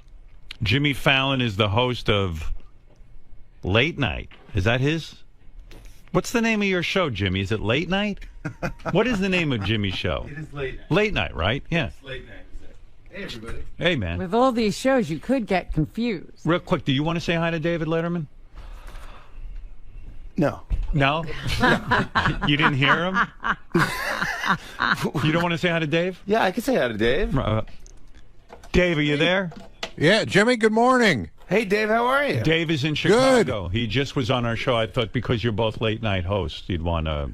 Nice to be talking to one of the twins again. The twins? The twins? Jimmy Kimmel, Jimmy Fallon. Sure, I call them the twins. Yeah, what? You do. That's right. I do. Does he? The twins, sure. Yeah. Dave, just real quick, because Jimmy's here. He's got limited time. I just wanted to give you a chance to say, are you friends with Dave, or are you an enemy of his because you're with the Jay Leno camp and you're on NBC? No. I mean, if anything, we're friends. Yeah. You're friends. Yeah. I've been on the show a bunch of times. Jimmy says you're his friend. Right. Yeah, okay. I appreciate that. Anything you want to say to Jimmy? Well, I was going to say, first of all, Howard, I just, something I forgot to mention before, I love that sound buzzard on AGT. No, but I mean to Jimmy, not AGT. Oh. No, okay, all right. Well, just a reminder, I just want to say that to Jimmy that Jay Leno is still a big chin douchebag. I'd love to, buy him a hoodie and have him troll around George Zimmerman's neighborhood. Well, all right. Listen, you're obviously better. All right. Thank you, Dave. Yeah. All right. All right. All right. That's David Letterman. David Letterman. David Letterman, the real David Letterman. Oh, my gosh. Yeah. Man, why would he say that? That's so, it's you know topical. what it is? He's so much looser on our show than his own show. That is amazing. Yeah, I he's think amazing. it's satellite that just loosens him right up. I was telling everyone, now who put out your audition for Saturday Night Live? Do you put that out? Or, I mean, you obviously didn't have it. Who put that out on the internet? It's weird because that was out. It was out on they put out like a DVD, like a best of DVD thing, which they do for some of the cast members. And I'm sure you didn't object because, to me, it's almost like a primer, or is it a primer? But it's almost like a lesson in how to audition for Saturday Night Live. It's about 8 minutes long. Yeah. And it's this quick 8 minutes. What you did effectively that I thought was so tremendous, you quickly ran through your impressions. You didn't allow them to get bored. Yeah, I did, because you know what happened is I had this I had the stand-up act, and it wasn't working. It wasn't funny, and I was telling people kind of who I was doing before I did the impression. Right. You know, like the old way to do impressions, you go like, and now, ladies and gentlemen, here's James Cagney. Right. You dirty rat, and then you do the impression. So this one I go, I'm not going to tell you who I'm doing. That's what I loved. You never once said, here's who it is, and either you got it or you didn't. Yeah, exactly. It's like, clearly I'm doing Bill Cosby. Do you remember, have you gone back and watched that audition? I just saw the outfit I was wearing on a clip, like on the web. I'm like, oh, because I didn't know what people... I thought you looked really handsome. First of all, you seemed more chiseled. You were younger, kind of physical. You were very thin. Wasn't as doughy. You weren't as doughy. What happened? I mean, he got comfortable. He got rich. Did you get married? Is that what happened? And you just got doughy. Before I got married, I just got doughy. I don't know what happened. I just got. But maybe that'll just keep me younger looking. It's funny you say that because I see a guy auditioning, and you look like one of these ripped kind of almost like a model type physique. And you have gained a few. I mean, you're not fat by any means. But. No. I was never in shape, but I was skinny. I was like, right. Like if I wanted to have the body I looked up to, it would be Mick Jagger's. Right. It wouldn't be. Me too. I don't want a giant. I don't want big muscles. I don't want Jersey Shore. I don't want 𝗲𝗄𝗏𝗄. Right. I look at Mick Jagger and I go, boy, I'd like to be that thin. That's the dude. It seems that's the one physique you can keep up, because look at all those big muscle guys now. I cannot They're lose all weight. saggy. I used to be, right. He actually looks pretty good. I used to be able to lose weight like that. Yeah. I just have. I'm starving myself because I bought all these new clothes for America's Got Talent, and they're going live, and I can't lose a pound, and I'm telling you, I'm not eating anything. But that's the way to do it. But are you working out? Yeah, I go running. Yesterday, I was so fucking tired, and I go to Central Park. I'm running around like a lunatic. No, it's the dumbest thing. I'm downloading apps to make me run. And I go, this is the dumbest thing. I can't believe I'm downloading an app that says, go run. But do you run? I mean, do no, you actually I have do the it? app. You have an app? Yeah, I have an app that says run. Only the app could exercise for you. Should you start running, then you would have the app and you'd be all prepared. And I guess you would log all your mileage and all that kind of thing. I had a treadmill. I bought a treadmill, which is a big mistake. Because you never use it. It's the dumbest investment I ever had. It becomes a hanger for clothes. No, it's really very expensive. At one point I had that and I had a rowing machine because I heard rowing machine you get a lot of... Rowing is supposed to be great. So rowing machines both had dust on them. I would go in, I'd put on your show, and I'd listen to your show and try to row like I'm in a rowing team in Poet Society at Harvard. This is the dumbest thing. 30-something years ago when I started this show, I always pictured a guy in his car listening to it, never on his rowing machine. Oh, it was so lame. It's so. I wish I'm telling you now because I don't do it anymore. But at one point, I had gloves, so I can I can grip the rowing machine. Right. And it was just so dumb and a waste. But then I had a treadmill, and I ran on the treadmill, and maybe I'm just, maybe it's because I'm just so doughy. I made a lot of noise, and the neighbor comes up and knocks on my door, which I don't want. I don't want to talk to anybody. Right. So you kept the machines in your apartment? Yeah. Oh, I see. And I imagine it just wreaked havoc because those things are very loud. To have them in an apartment is outrageous. Yeah. And you're just pounding. I'm just pounding with like boom, boom, boom, boom. Yeah. My aunt used to have a guy that lived above her in Brooklyn who used to chop up pills every morning. Right. And you could hear him, and that was the alarm clock because he couldn't swallow his pills. And you go, that's her alarm clock. So I'm running on the thing, and I understand. Right. But it's not like I'm not up at like 6 in the morning pounding. Right. This is like 10. So what are you going to do if you're getting doughy? Are you cutting back on your calories? I don't know what to do. You don't. It's horrible. It's a thing I have to embrace because I don't know what to do. But I eat pretty well. Yeah. Do you? Yeah. Like, did you have a breakfast this morning? I had some oatmeal this morning. Oatmeal. That's it. That's Just oatmeal. good. That's good. Right? Yeah, but I'm normally not up at this point. Right. That's true. But so you'll eat a lot today. What time do you normally get up? Like last night, I had a Philly cheesesteak on the way back. I was on QVC last night. Yeah. Now I would think you would not go on QVC. Well, that it wouldn't be cool, so to speak. Oh, that's why I just want to see what it is. Right. I want to go to this thing because I want to sell this record. All right. So you've got a new record out. Yeah. Why would you? If you go on QVC, I happen to know something about this. You've got to give them a cut of everything you sell, right? Yeah, well, I'm giving everyone a cut anyway. You are? I mean, NBC's getting more money than I'm getting for this. Because a lot of the stuff on the CD are performances that you did on television. Yeah. And so they have the rights to it. Yep. So they're going to get a cut, and QVC's going to get a cut. And and then the record label gets a cut, and then every guest star on the album. Why put it out? Where do you get money up front? How do you make any money with this thing? I really don't make it. The way I do it, I think in the future somehow I'll make money. Like more people will watch my show, or more people will know who I am, or what the things we do on our show. That is actually your strategy with your show. Because you're on late at night, 12:30 at night, a lot of people don't get to stay up and watch it. And I know that you make everything available on the Internet. And it's true. I mean, those clips do go viral and they go big. But then they have to take them down. What do you mean? Well, I think it's a Writers Guild thing. Right. Remember when the Writers Guild had the strike? They had a thing about internet rights and all this stuff. So we're only allowed to put certain sketches up for like 2 months. Oh, and then otherwise they'd have to be paid or something like that. Yes. And NBC doesn't want to pay for that, which is fine. But it's a bummer for the writers who want to see their sketches on the. But it is true. I mean, I really do. I see more of your show on the Internet. Yeah, which a lot of people do, or in a taxi cab or something. Did you think when I appeared on your show the last time that I was overly rude to Mick Taylor of the Rolling Stones? Absolutely not. Was there any fallout from that? I mean, because I was kidding him about leaving the Rolling Stones, but I did it lovingly. I do love Mick Taylor. No, as I was leaving, I I said goodbye to him, and I gave him like a man hug. And he came in and he goes, I'm sorry about my friend over there. Next time I'd love to hear you talk more. So he wasn't upset with me, was No, he? not at all. He was a good sport. Great sport, totally laughing.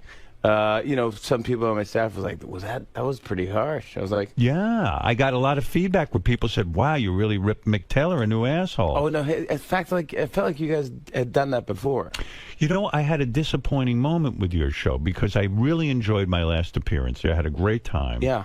But you and I broke into a song, a Rolling Stones song. We sang to the audience in the commercial break, and I had a feeling you would include that somehow. Or you can't include that because you don't have the rights to the song? Is that it? What happened there? There was no interest in airing that? I didn't want to air it. Why? Because you're now a judge of singing. Oh, yeah. But, I mean, I know I'm not a good singer. Yeah, but I don't want to put that out just since your debut. I thought that was a fun, spontaneous moment. I could put that up.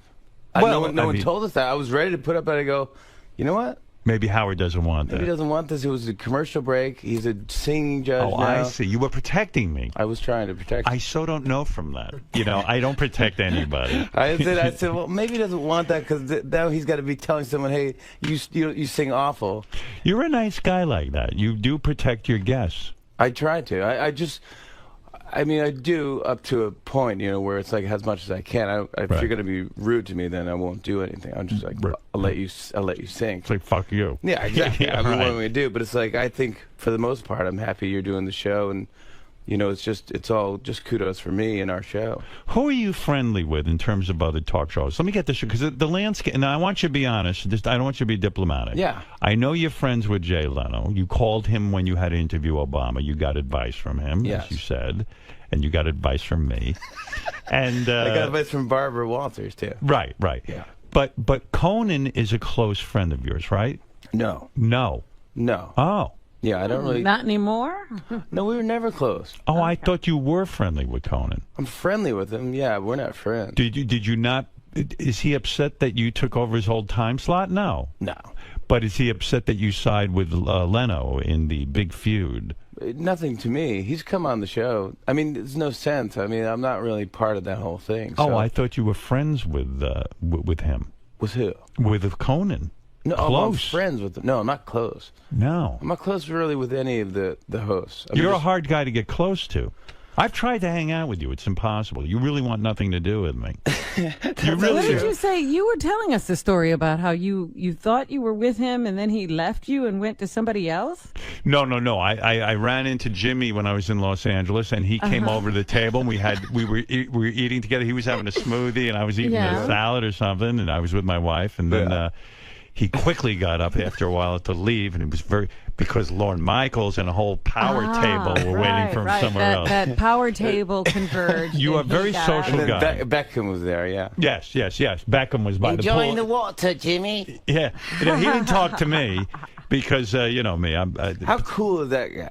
He was wearing a ski hat in the pool. Well, you're saying it in a nice way, but you're really making fun of him. Beckham is there. It was 900 degrees in L.A. We're sitting by a pool. Leather jacket. The fucker's got a leather jacket on, and he's got a ski hat. Like a little jaunty. Yeah. And even like my wife and I are sitting there go, look at this fucking guy. Is he a poser or what? I didn't know who he was. He's a good-looking dude. Yeah, but I didn't recognize him as Beckham, but I just said, look at this guy. He wants so much goddamn attention. He couldn't bring more attention to himself. Why would you sit by the pool if you're wearing a leather jacket and a hat? Right. So is that cool? I think it's not cool. I don't know. I mean, well, sure. I don't know. I could never pull that off.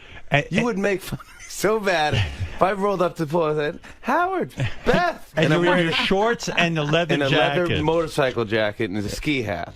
That's a hard look to pull off. I'd be like, oh, I'm hanging out with the Edge. But you do have, you see, you have played it where you are friendly with a lot of celebrities. You were just at the Drew Barrymore wedding. That's right. Yeah. And now that was some wedding, right? Gorgeous. And there were a lot of famous people there. There was a lot of people there, yeah. Well, it's just a lot of people there. Yeah, but a lot of famous people there. Who was at the wedding, and how much fun did we have? It was good. It was fun. It was... I don't know. Cameron Diaz was there. Cameron Diaz was there. Is she hot in person? Gorgeous. Gorgeous? Yeah. Hotter in the movies than in real life? No, she's very pretty. Oh, okay. Yeah. All right. I've known her for a long time. So Right. She's friends with my wife. Oh, no, that's right. Your wife's Charlie's a big Angels. shot. That's right. Your wife's a big shot. She's not a big shot. What kind of big shot is she? She's some sort of producer. She produced. She works with Drew. They became Flower Films, like the partner, and so they did like Donnie Darko and Charlie's Angels, and it's just a bunch of other movies. Is the marriage going to last between Drew Barrymore and this guy? I say no. What do you say? I say yes. Really? Yeah, he's a nice guy. Her track record is poor. I agree. Right? Yeah, I think she would agree. Did you sit her down? Do you really go with, like, this is a serious wedding? Did you sit her down and say, listen, honey? I'm such a mush though at these things. I go to these things. I go. I gotta go to this wedding. I don't want to talk. I just want to go and enjoy the wedding, and it's good. And so it's another wedding, and I've been to so many weddings. And I used to be an altar boy, so I served mass. I served weddings. Right. But then I get there, and it's just really emotional. Yeah, and you cry. I start to fill up. You're a good man. I'm worse than any of these people. Like, I can't even look at Cameron Diaz. She's not crying. I'm filling up, going, and no one even at the altar. Yeah, no one cries at There's a rabbi talking. I'm not even Just Jewish. being in the building. Not even Jewish. He's saying words. I don't even say anything. But nobody cries. Yeah, right. I'm crying. I'm like, that's beautiful. But nobody cries at a Drew Barrymore wedding. I mean, unless you're the groom's parents. I mean, really. I was like, I got into it, and then I was just like, and I wasn't even drinking at this point. Talk me through this. When you're invited to a high-profile wedding, like a Drew Barrymore wedding, and I would imagine that was fun. What do you get Drew Barrymore for a wedding gift? I mean, do you give her cash, or you just didn't even give her anything? Your mere presence. I didn't give her anything. I really didn't. Wow. It's so fucked up. I got to ask Nancy. Maybe we did give her something. We had to give her something, right? I don't know. I had to travel. That's your gift. I mean, don't you hate that? It's the gift of you. When you have to, it's a destination wedding. Yeah. And you work for a living. Yes. So I have to take off of my work. Right. And fly to where you're getting married. And then give you a gift. And then if they get divorced the week after, I don't want the gift back. Right. I want my time back. That's right. I want my tears back. Yeah, exactly. All the emotion you vested in this thing. I really put a lot into this. But really, you do have to get a gift of some sort. I do, right? Yeah, But don't you have there's a window. I think there's a window. Yeah, you have a year, right? 1 year. Ann Landers said it was 1 year. I read that column. Ann Landers. Yeah, she said 1 year. So 1 year. I'll work on something. Oh my gosh, I got her a present.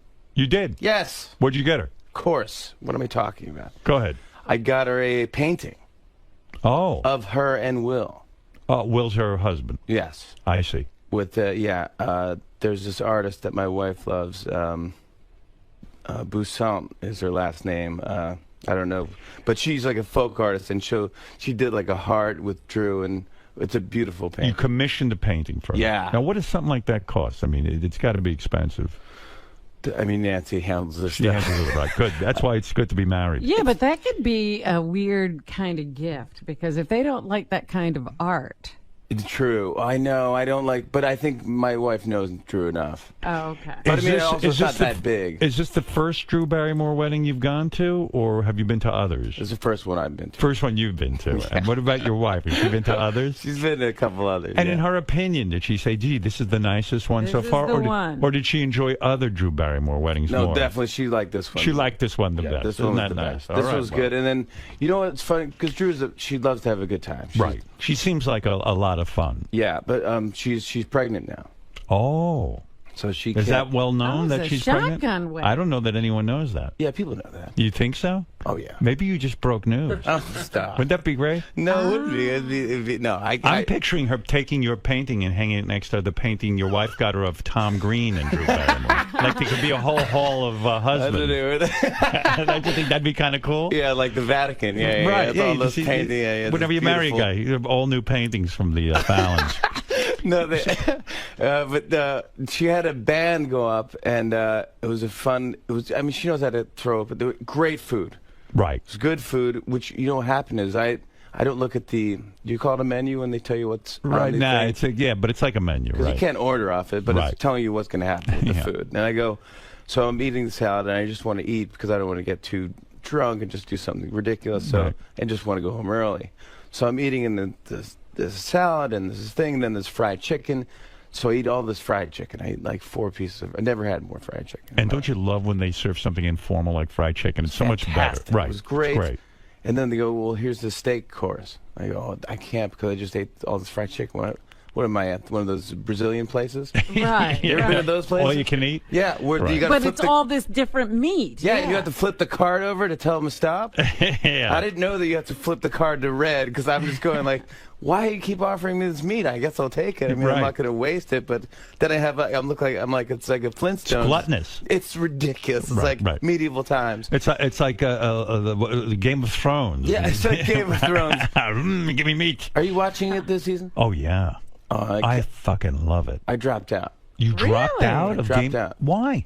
I don't know. I couldn't put up the second episode. I don't get this. In other words, there's too many characters, too much dialogue. 150 characters. It's like Twitter. It's like 140. There's Peter Dinklage is just getting blowjob left and right. I go, yeah. What world is this? What is this? That's why it's TV, it's fantasy. Well, people at work, they go, no, this is the way it was back then. I go, it's fiction. That's right. It's a made-up world. What do you mean it's back like saying then? that's the way things are in Alice in Wonderland. You mean just be magic? Yeah, you eat a mushroom, you get big. It's like you're basing your fact on fiction.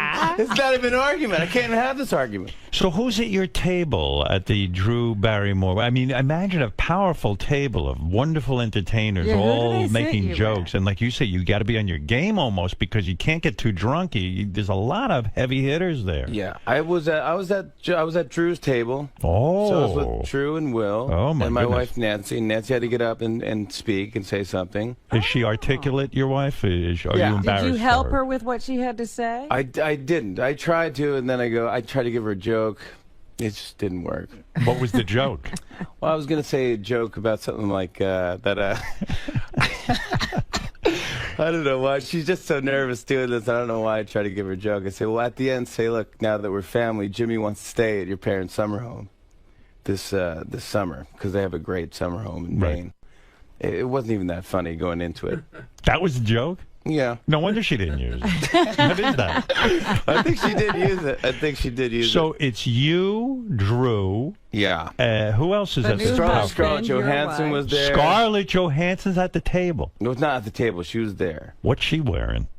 They're all just look gorgeous. Everyone's dressed up nice and for the with wedding. the titties out and the whole thing, right? Yeah, sure, I guess. Of course, what do you mean, I guess? What, you're not a man? Well, I am a man, but what are you talking about? I don't know what that means. Titty dress. Well, they're flashing things. Girls always have their titties out at these weddings. I don't know. I didn't see You're that. such a polite guy. You won't even look at their titties. I didn't know. They wear those gowns, you know, with the titties. I know you keep saying that, but I don't know what you're talking about. It's All a right. gown. It's a gown, all right. Yeah. And does Drew Barrymore wear white? Does she? She wore white. She looked beautiful. There was Virginal Chanel. white, yeah. Chanel is Will's family's in. Oh, I see. So everyone wore Chanel. Cameron, Chanel. Well, I'm happy for her, I guess. Yeah. I mean, why not? Why shouldn't I? I hope she's happy. She was great. She was super happy, and it was at her home. I was at so it was Montecito. It was in Montecito. But the mother's not. Drew Barrymore doesn't get along with. I know the mother. I used to have her on the show all the time. She was a firecracker. Yeah. But the mother doesn't get to go to the wedding, right? No. Wow. Oy vey. Yeah. Not on. I don't think she was there. I didn't run into her. You didn't see her walking Drew down the aisle? You would have noticed. No, I would have. Yeah. Believe me, yeah. You would have. I would have seen it. Sad, though, right? Is she outside protesting? I heard she holds up a sign and she goes, I'm against this wedding. I didn't see that either. No. Yeah, it's sad, right? Well, yeah, I guess so. I mean, it's a bummer. It's like you just, I don't know. I don't know the whole scoop, so. Right. You don't get involved that way. But this is a weird story. So I go to, my wife's getting ready for all the bridesmaids, and so I go out to lunch in Montecito. Right. I'd never been to Montecito. It's beautiful, right? I've never been Beach either. place, Yeah. fine. Right.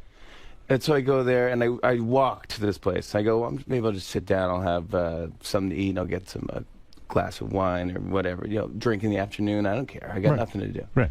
So I go in. I go to this place. This guy comes over. He goes, what would you like? And I look at the thing. I go, hey, buddy, I'd like to get this white bean salad or something. And then he goes, and then a pizza and a glass of wine. He goes, all right. I go, no wonder you're buddy. doughy. You ordered a pizza, a white bean salad, and wine? It's a lot of starch. Maron, that's a lot of calories. But go ahead. All right. So I can lose weight then, I can tell you. That's right. Cut out after starch. So anyways, the guy, I go, I'm sorry to keep calling you buddy. What is your name? So he goes, my name's Josh. I go, okay, Josh. Thanks, buddy. Thanks, Josh. Right. So he leaves. He comes back. He brings the white bean salad and the wine. And it looks like there's mayonnaise on the white bean salad. You don't want that. I hate mayonnaise. Right. And it's 90 degrees outside. Right. So it's like hot mayonnaise. So I'm just sitting there, and I'm drinking my wine, waiting for Josh to come back. Right. So he finally comes back, and I'm halfway through my wine, and I go, I don't want to get hammered. Right. I just want to eat my lunch, get fat, and get out of here. Right. So he comes back, and I go, hey, sorry, Josh, but is there mayonnaise in this thing? He goes, let me check with the chef. So then he leaves again for 3 minutes. So now I'm done with the wine. I'm licking the bottom of the glass. Right. I'm getting buzzed. He comes back and he goes, the chef said it's red wine, it's vinaigrette, and it's the rest is a surprise. A surprise.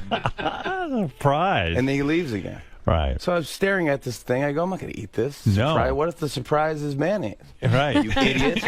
I want to know if there's mayonnaise. Yeah, that's why I asked you a question. So anyways, he comes back and he goes, oh, like you didn't touch the salad. I go, no, I don't like mayonnaise. I like creamy stuff. So I'm sorry. I didn't. He goes, oh, all right.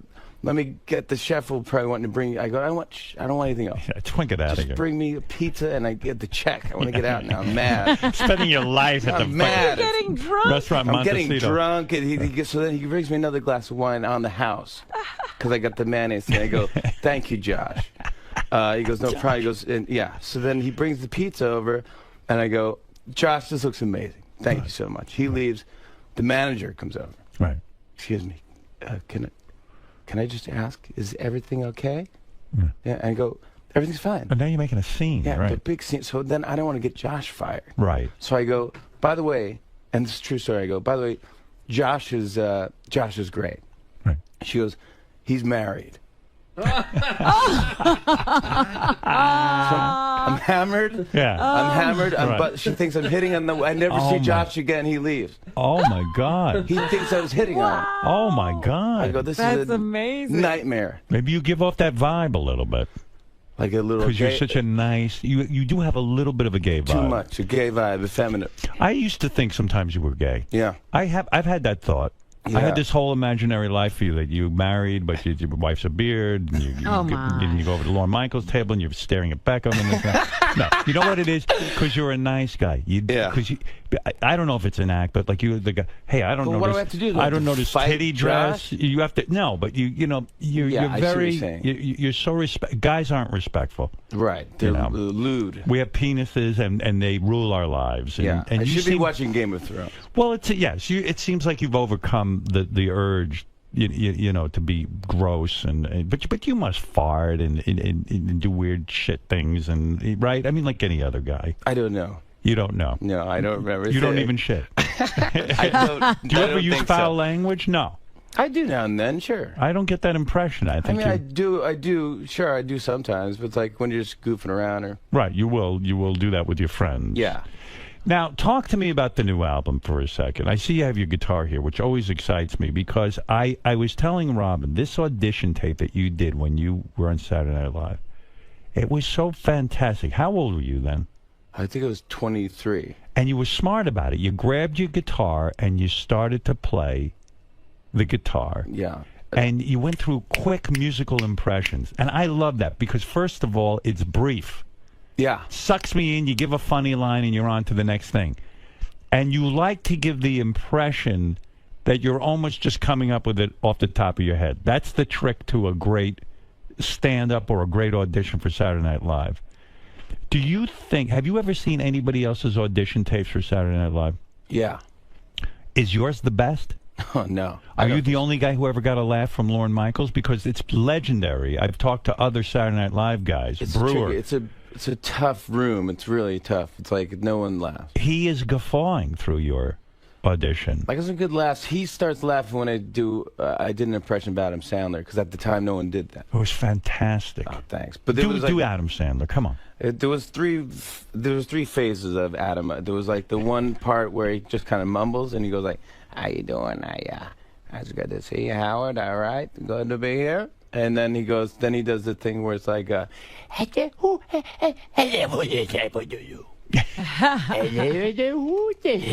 know, and then the third part is where he goes like, he yells and you're just like, "Shut up!" So I just did the mix of all three, and I actually called Adam Sandler before I did that. You did? Because you want to be respectful? Yeah. Whoa. That's why people think you're gay.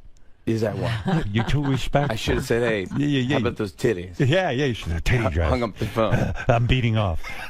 And hung up the phone. You know, funny enough, Adam Sandler was almost here today. Now, Adam Sandler and I have a weird background. We don't talk, and I was critical of some of his movies, like no one else was. Oh, he didn't. Were you once on a plane with Adam? Yeah, we didn't talk to each other. Didn't speak. It was incredibly awkward. But I had heard that he was maybe coming in this morning. I was excited He's to sort of. the nicest dude. That's what I hear. Ever.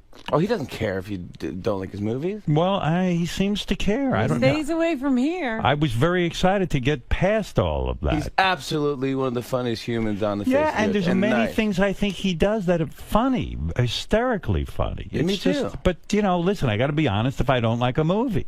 I don't do that. How did you when you say you reached out to Adam Sandler before you auditioned for Saturday Night Live, how do you even know to get to him? Because wasn't he already on Saturday Night Live? He was a big star. How did you know him? My manager at the time, Randy Siegel, used to work at Burleson Gray, and she knew Sandler on his way out. Right. So she knew him. So she called Adam to say, "Hey, my client Jimmy, who you met once before, I think he saw me at the Improv in L.A. Right. And she said he wants to do an impression of you for Saturday Night Live. Are you cool with that?" And he's like, "Sure." He's like, "Does he want to do it for me?" Like, "You can call me and do it for me." So I go. So I called Tim Hurley. He actually was his writing partner. Right. Talked to Tim. Tim goes, "All right, here's Adam." Adam got on the phone. He's like, "Hello, how you doing?" "Hey, Jimmy?" I go, "Yeah, this is Jimmy." He goes, "All right, you're going to do an impression? You're going to do a, do the impression of me?" No, he didn't. So he said, "Do it for me. Let me hear it." So I did the whole thing. And he starts laughing. He goes, "I love it. It's great, kid. Go hit a home run. Go do it." What if Adam had said no to you? Would you have not done? I mean, that probably got you a job on Saturday Night Live and changed your life. You would have said, "I'm not doing it." I probably would have done it anyway. You would have done it anyway. Yeah, and then I would have said, "Hey, you would give me a break." You're right. Sorry. Yeah, because it's one of your best things. Yeah, that was my big thing. It was my closer, I think. I'm trying to remember what else you did on the audition tape. It was seamless. It was... I did that, and I'm trying to think. I did Seinfeld. I mean... Seinfeld was dead on. That is not as easy... Because I do, "Hey," but it doesn't really sound like Seinfeld. You had every inflection down. I had him on the show on Saturday Night Live. We did a bit where Jerry came on the show, and he brought his impression. He changed his impression to match my impression because it was a little off. Right. So I was talking about the Gap and how they had these new, like, it was almost like culottes for men at the Gap. It's called like beach pants or something. They go, "What are these beach pants? Who wears these things to the beach? What kind of a place is the Gap?" And he goes, "Pocket tee? Thanks, Gap. What? You'll refold it? This place is great. They refold your clothes if you don't want them." So we're just yelling back and forth. Isn't it true? I guess you point out that there's three phases of Adam Sandler. There's three different Jerrys, maybe, I'm thinking. There's a couple. There's the, "Can you believe you do that? And then you wait, you ask the question, and then you yell back the answer." Would it be inappropriate if you said one day, because I swear I'd go see this, that you're going to do a one-man show on Broadway, and if you did a half hour of Seinfeld's material, but gave us the Seinfeld experience, I would want to see that. Like a human hologram? Like a human hologram. Like you actually went out and performed that. Like the Tupac hologram. Because it's much like one of the things it drives me crazy. You start doing that, and all I want is more. But is that the secret? You got to leave them wanting more? No, I don't know. If there is a secret, I don't know. That's probably all I can do. You can't go on. After a while, probably get annoying after a while. Now, Lorne Michaels, when he saw this audition, he had to be, okay, I'm signing this guy, right? I mean, you must have heard that hour that you were on the show. No, I waited for like 2 months. 2 months? Yeah. And no feedback? No, like feedback that was like, I think it went well. Like, just be happy, but we're not sure. Oh, my Lord. It's a tough thing. And then when you go meet him... Did you think you fucked it up? Yeah, well, you never know where you go. Because I auditioned once before, and they, I was at the comic strip here in New York, and I auditioned for that, and I just flopped. It was awful. I had a bad set. I go, this is the worst. I didn't get it. And then they said, we're looking for Tracy Morgan. We're looking for a black cast member. Right. So I go, oh, there you go. Right. So You're out? That made me feel bad. Yeah. I could try. I mean, I got to go up for different roles. You know? That's amazing to me because I watched that audition and I go, I'm signing this guy tomorrow and I'm nervous if I don't get him. Everyone says, got to get him before everybody else. 𝗦𝗵cie𝘄𝗿𝗍, who's my producer now, he was there, and 𝗦𝗫_𝗏𝗏 was there, and they all say, no, we knew exactly at the time. That you nailed it. That you nailed it. That we signed. And I go, oh, well, I didn't know. Well, yeah, and the funny thing is, I'm thinking about your performances on Saturday Night Live. I'm trying to think if they really used your impressions that much. You know what I did? I did everything once, and then I never did it again because I thought that was cool. But you did something on that audition tape, too, that was good. That was very Saturday Night Live. You said, well, this is an impression of a guy, but it wasn't anyone famous. It was just, the guy who always says this or the guy who always says that. Yeah, none of those guys worked. They didn't? No, I did like a guy who did double takes. Yeah, right. Yeah, that was cool. Everything, gosh, it was just, I don't know. I could never even think. And on that audition, you didn't do your musical impression of Neil Young, which I think is your strongest impression. I did not do Neil Young at the time. Well, at the time, I didn't know what would be funny with doing a Neil Young impression. Neil Young's a big guy, when did you start developing the Neil Young thing? I did the Neil Young thing. I always had it, but I think, it took a writer on this show, on Late Night, that his name is Mike DeCenzo, to go like, what if Neil Young sang the theme to Fresh Prince of Bel-Air? Yeah, that was good. So that's you can. Did you put that on the album? Yes, this is on the album. This is on the album. Do you have to get permission from Neil Young? No, because it's an original kind of. No, you do. You got to get the permission from the Fresh Prince of Bel-Air people, don't you? Yeah, Will Smith. Yeah, and both, and Neil Young. So no one's getting paid for this. Right. I mean, I don't see how you're making any money. Neil's buying a boat right now. What are they paying you on for your TV show? Are they paying you decent money? Yeah, I think so. Do you get $8 million? No, not that much. No. What did Jimmy Kimmel tell us he's getting? $8 million? I don't remember. He's been on for like 10 years. He's been on. I keep trying to get. Years. Would it be weird? You guys compete against each other in some way, right? Not really. Don't you think? I think at one point we do. At like 12:30 or 12 to 12:30. I go on at 12:30. He goes on at 12. Yeah, but I keep wanting to get you guys together, but I'm wondering if that would be weird in some way. Oh, we've hung out. Oh, you have hung out. He's a super nice guy. Oh, you like him? I love him. You don't feel competitive with him? I could care less. Really? Why? Right. Who cares? You got such a fucking healthy attitude. You must have had a great relationship with your parents. No. I wish. No. I did. I just moved them. I just moved them out of my childhood home. Oh, you did? They moved to Bronxville, New York. Oh, yeah. You had to sell the house and you were trying to get someone cool to buy the house? I wanted somebody cool to buy it because I don't know what's going to happen with somebody. You feel attached to your childhood house? Kind of, yeah, a little bit. What did the house sell for? It didn't sell. Oh, it's still for sale? Still for sale. Where is it? It's in 𝗏𝗏, New York, which is upstate by Woodstock. And oh, yeah, forget it. You're going to hold on to that thing for the next 10 years. Yeah, I'm up Nobody's looking in 𝗏𝗏. Yeah, and you got a stipulation that they be cool. Forget it. Yeah, exactly. And then it's like, exactly, it's a double. Now, people tell me by cool you mean white people. Is that true? You're a racist? Horrible racist? That's basically what I'm saying. What is it, Gary? I was reading an interview with Jimmy in Rolling Stone, and I thought he was insinuating that his parents were like sort of super protective. Overly protective? They were, yeah. Very too much.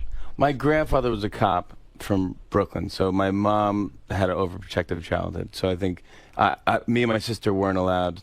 She was my best friend, and we weren't allowed to we didn't have friends. We just kind of hung out with each other in the backyard. As a result, are you very afraid of the world? Because you strike me as a guy, get on a plane, you'll go to California, you go here, you go there, you're sucking the world in. I think I'm interested in that stuff. Because I didn't have that growing up. Like, I love to read Outside magazine. Right. Because I would never do half the stuff in this magazine. See, a guy crosses a crevasse. I'm a very fearful person, so I don't go anywhere. Last night I went to dinner with a couple. They said, Howard, Beth, join us next weekend.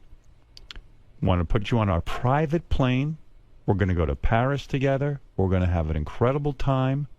And they spelled out what we're going to be doing, blah, blah, blah. And I looked at my wife and go, oh, my God, Paris is a terrible place, and I don't want to How do I say no? I mean, how do I say no to this? This is something everyone in the world should experience. This is like an episode of The Bachelorette. It sounds like filled with danger. Yeah, because it's a private jet? No, because it's just... I just want to be foreign home. land. Yeah, I just want to be home with my dog, and Yeah, it's I like going home. Yeah, are you like that too? I like going home. I know my wife. I know she's gonna be like, right. Yeah. We watch the same things. We eat the same stuff. Yeah, I got my food. I got my routine. I barely have enough time to relax. So when I get home, it sounded like a nightmare to me. No, it's just too much work. Too much work. Because you got to reinvent. You got to relive. You go, I don't know how to live here. But a normal person would never turn. Like Robin would be on that plane tomorrow. Absolutely. I mean, a private jet, and this guy's top of the line, and they got rooms and the whole thing. I can't be bothered. Yeah, me too. It just doesn't interest me. Doesn't interest me. I'd rather, seriously, I've heard you say this on the show, but I'd rather sit and stare at a wall. Yeah. And just stare at nothing. Just sit there and go like, this is fantastic. You know what excites me? And this is the sickest fucking thing in the world. You know what I'm doing on, I think it's Thursday or Friday. I forget. I have a coach coming to my house to teach me how to organize. Yeah. And I'm excited about this. My wife would freak out. She loves to organize. I'm excited about this. We're going to come up with little folders and what to put things in. I tried to get... I have her booked for the whole day, this person. I tried to get a closet organizer, and she was booked. No, I'm all set, man. What job is this? I would rather do that than go to Paris on a private jet. I just want to make sure it's all figured out. Right. Yeah. I have no time. Yeah, I just want to do that stuff and to make sure it's all figured out. Then I just don't want to... Also, I don't want to bother anybody or just all of your impressions and all of the things that you've absorbed, what were they, through television and sitting at home in your home? Yeah, everything me tue. That's it. I just watch TV and you learn the world. TV and radio, and I just grew up with that. My dad would love WCBS FM, and we're up in Saugerties where you don't really get that. So he would have me run wire through the whole house, like through the pipes and stuff. Right. I definitely am going to die of cancer. I know the whole house is like a microwave. Did you ever try to be a legitimate musician? Because I feel when you do Neil Young, and I've heard you do Bruce Springsteen, all this stuff, that you have a good voice and you do have a certain charisma. But are you hiding behind the impressions? Are we ever going to hear you sing an original song that Jimmy Fallon can do? No way. You would, because why? Because all the comedians would laugh at you for trying that? Well, I would just personally, I wouldn't want to hear it. Have you ever sat down and written a song? No. Is that true? One. A serious song? A serious song. Never in my life. Why? I'm not a poet. But you had fantasies. I mean, no one's I've written comedy songs. I'm not a poet. When you were a young man, though, when did you learn guitar? You were a young guy and you were practicing guitar. You had a fantasy of being a rock star, yes? Yeah, but I just imitated everybody. That was it. I just took a guitar and I imitated. I learned the song and I would imitate. I'd do Roy Orbison or you could do Roy Orbison? I could. You can't do it now? I don't think I could hit the notes. If probably a couple drinks in me, I could scream crying. What's the one musical impression you do that you have yet to show the public? Gosh. I've never heard you do Roy Orbison. I mean, it wouldn't.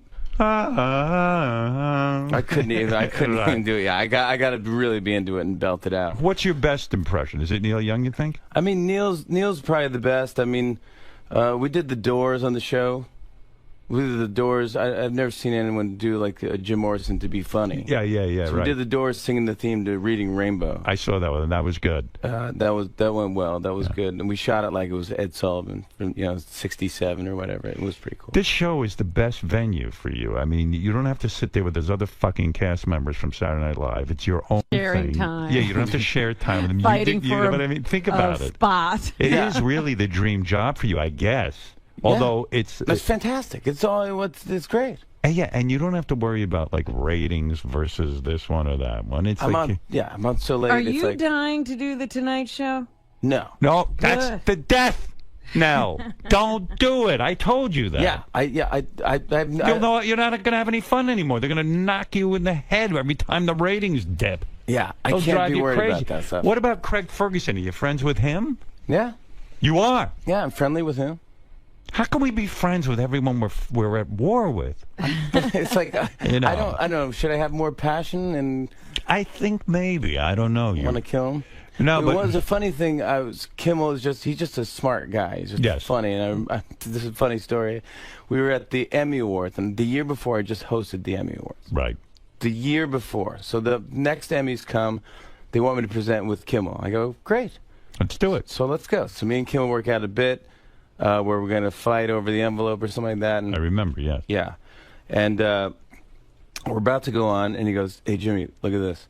And he points at this rundown. It's on a computer screen, and it says, like, Jane Lynch opening, and then first envelope, J. Kimmel / J. Fafon.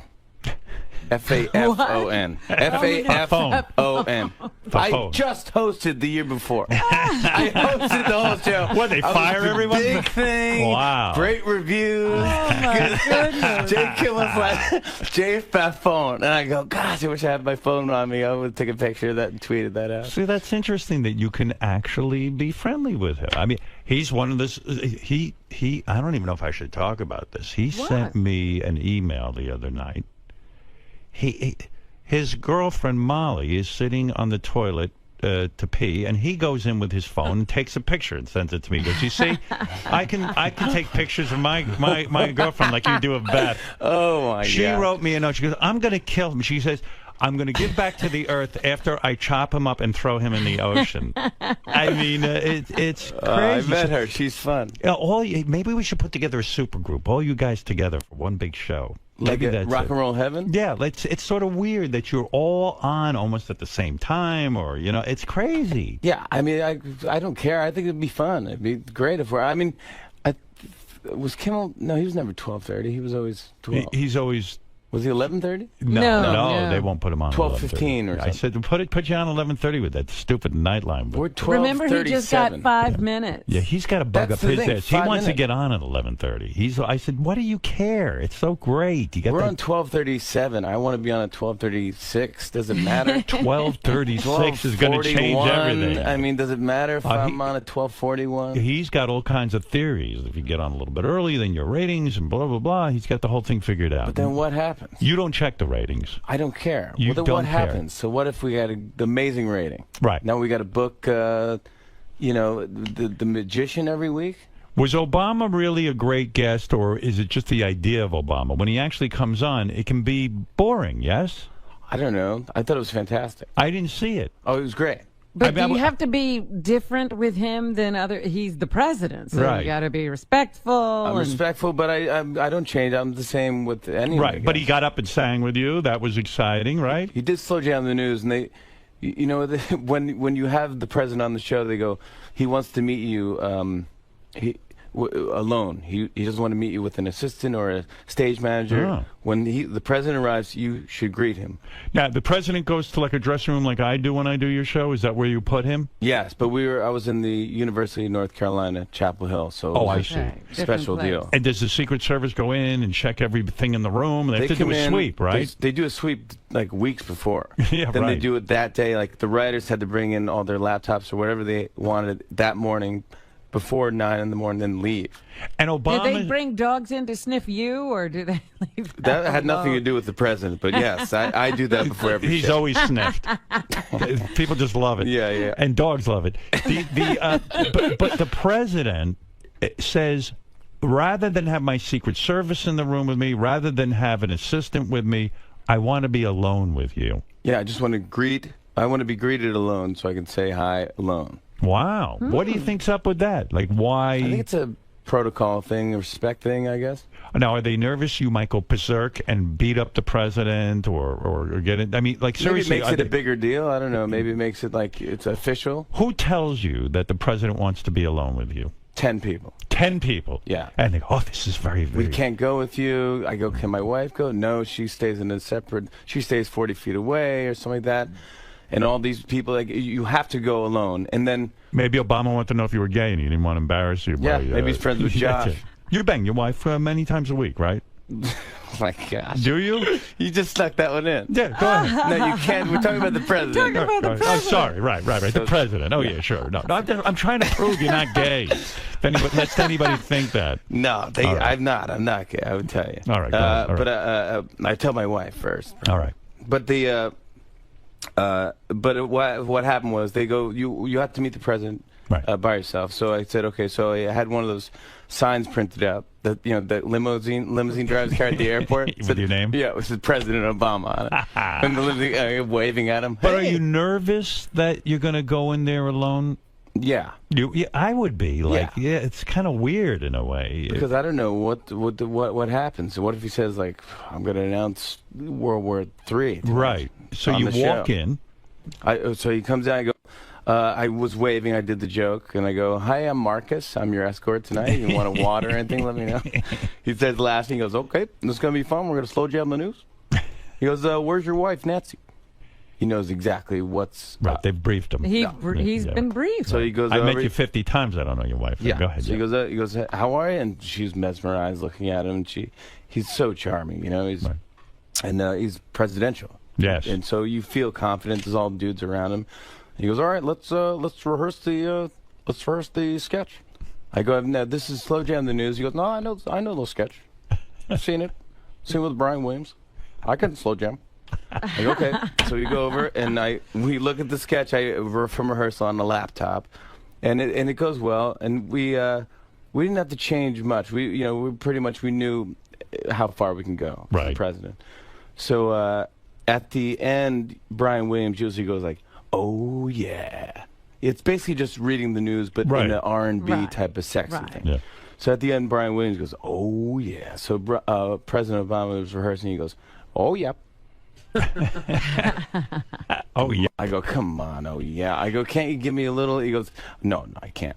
I go, just give me a little spice on the end, like, that's and he's like laughing. He's like, yeah, no, I'm not gonna do it. But then live on the show, he did the whole thing. He goes, oh yeah, and then he takes the mic, holds it out, and drops it like Eminem in 8 Mile. He's all done. And then we go to commercial break, and he goes, did you see how I dropped the mic? I go, yeah, it was unbelievable. It was hilarious. He goes, I improvised that. He's an entertainer. It was pretty cute. Yeah. I just came up with that. So maybe I'm missing it. It seems like your wife was in the room with you when you. She was 40 feet away or something. I see. She was in the next room. You got to call her in. And all you got to talk about privately was Slow Jam. There was no secret. Nothing. No. You didn't ask him anything sort of like you've always fantasized asking him about. Asking the president about. No. Yeah. Well, that's why I called you. I asked your question. I was so proud of myself, and this shows that I've matured. I want to compliment myself now in this portion of the interview. Yeah, what advice did you give? Jimmy asked me to give him advice about interviewing them. He said, and Jimmy was very nice. He goes, "You're a very good interviewer. What would you do if you asked the president?" And I was joking around on your show, but I knew exactly. But you gave me a real good question. Yeah, and I wrote down, and I'm not kidding. I said to my wife, "Why should I help Jimmy? What if he has a great..." He goes, "I'm looking for a great moment." I go, "If Jimmy has a great moment, what do I get? What do I get out of that?" Right. And like, Jimmy who wants him becoming... prospers from that, and you get nothing. Because I'm the opposite of Jimmy. I don't think about other people doing well. I don't like when other people do well. Yeah. And then I said, that's what my psychiatrist's been talking about. It doesn't take anything away from me. It's an honor that Jimmy would ask me this. So I said, I'm going to overcome the shit inside of me, and I'm going to write Jimmy this note. You're going to really think about it. And then I started writing questions, and I sent them to Jimmy. And then all of a sudden I had more questions. I said to my wife, maybe I'm going overboard with all these questions that I would ask the president. I mean, I'm being too helpful.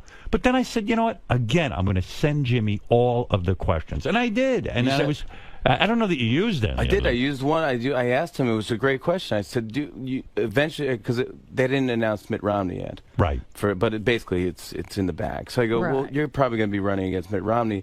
Do you know him?" Right. And because now you're going to have to run against him, you're going to have to be doing the anti-Romney ads, attack ads, and do you know the guy? Yeah. Do you like him personally? Yeah. Yeah. And he goes, well. And I'll grind him into dirt. Yeah. He goes, well, we're not friends. That's what he said. Yeah. Wasn't that a great question? It's a great question. Look at that answer. Opened him right up. That was my moment. Listen, ignore my questions. No. Never ask me again. No, whatever. I like that because that's a smart thing. That's what I would want. I would not think to ask that. I was actually very honored that you asked me that. Now, listen, Jimmy's new record. He wants to sell the album. He's got. He needs to. Now, QVC, is that the place where you go to sell albums? No, you come here. You move yeah, a lot I don't of think albums? so. I don't know. I don't think so. I just figured I see QVC. I see it's like when I'm flipping the stations. I go, this is a thing. People are doing this on the album. Now, Paul McCartney is on the album because he performed with you on the show. Yeah. He performed Scrambled Eggs. Those are the original lyrics that he had for yesterday. Yeah, when he was writing Scrambled yesterday, eggs. Is that what it's supposed to be? Yeah, he didn't have lyrics yet, so he just put the word Scrambled Eggs in there. Wow. So what is on there? You performing Scrambled Eggs with him? So here's what happened. I go up to Paul McCartney. He's in. He's doing Saturday Night Live. Right. I go in for the pre-interview. Right. And he's the nicest human. He's nice to everybody. Right. So I go, hey Paul. He goes, hey Jimmy. I'm all you. I go, good. I go, we're gonna do this interview. He goes, yeah, we'll have a quick chat. It'll be a great chat, And I go, do you want to do? I wrote a sketch. He goes, oh, I'd rather not. Just rather do a chat. I don't want to do a sketch. We'll just do a chat. So he didn't even listen to it. I go, well, this is it's just one of the writers wrote out. The lyrics to Scrambled Eggs. He goes, I'd rather just, have a quick phone chat, we'll talk. And I go, and then someone's pushing me out of the room, and I start going, Scrambled Eggs. Oh, my lady, how I love your legs. I go, that was the original lyrics. Right. And he goes, of course I know, I wrote it. And I go, can I just do it for you? So I do Scrambled Eggs. Oh, my lady, how I love your legs.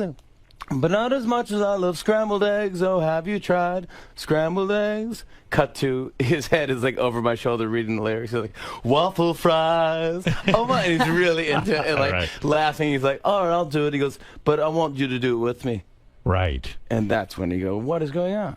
So you have to seduce these guests. But I didn't even want it. I didn't pitch it as a duet. Did you have fun doing it? It was amazing. Amazing. He was my idol growing up. Of course. Can you imagine getting to do a song with Paul McCartney? It's unbelievable. It doesn't make any sense. What is his relationship with musicians? Because Springsteen will come on and do a week. And, Springsteen won't talk to me. Thinks I'm a scumbag. He does? I don't know. I saw him at a party. I met him at a party. He was very nice to me. But he's fun. A lot of these guys just want to come in and have a good time, and they just want to trust you that you're just going to... No one trusts me. At least you do. That's what you were about to do something. What were you going to do with your guitar? You were going to do Neil Young? I don't care. I mean, I could do whatever. I could show you the difference between Neil Young and Bob Dylan. Show me the difference between it. I love when you do this stuff. All right, go ahead. So Neil Young, this is Neil Young. Neil Young, when he plays the harmonica, it's more of like a melody when Neil plays.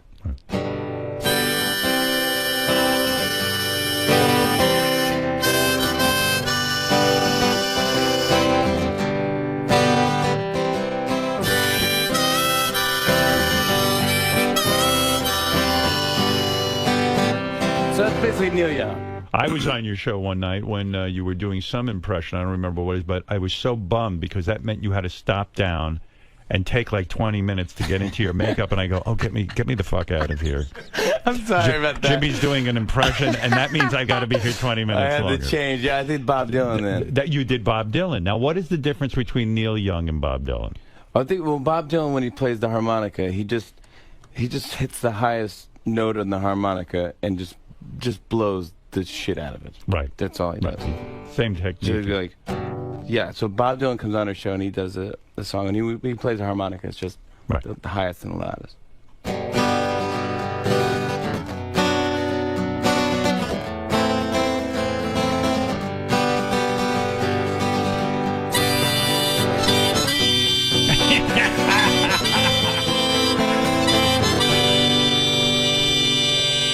You see, now that's a great observation. Bob Dylan, you look like your head's going to blow off when you're blowing into that. No, but I mean, it's fantastic because it's true. I never realized Bob Dylan just blows into that fucking thing like it's like a breathalyzer. Yeah, and all of a sudden the harmonica becomes funny.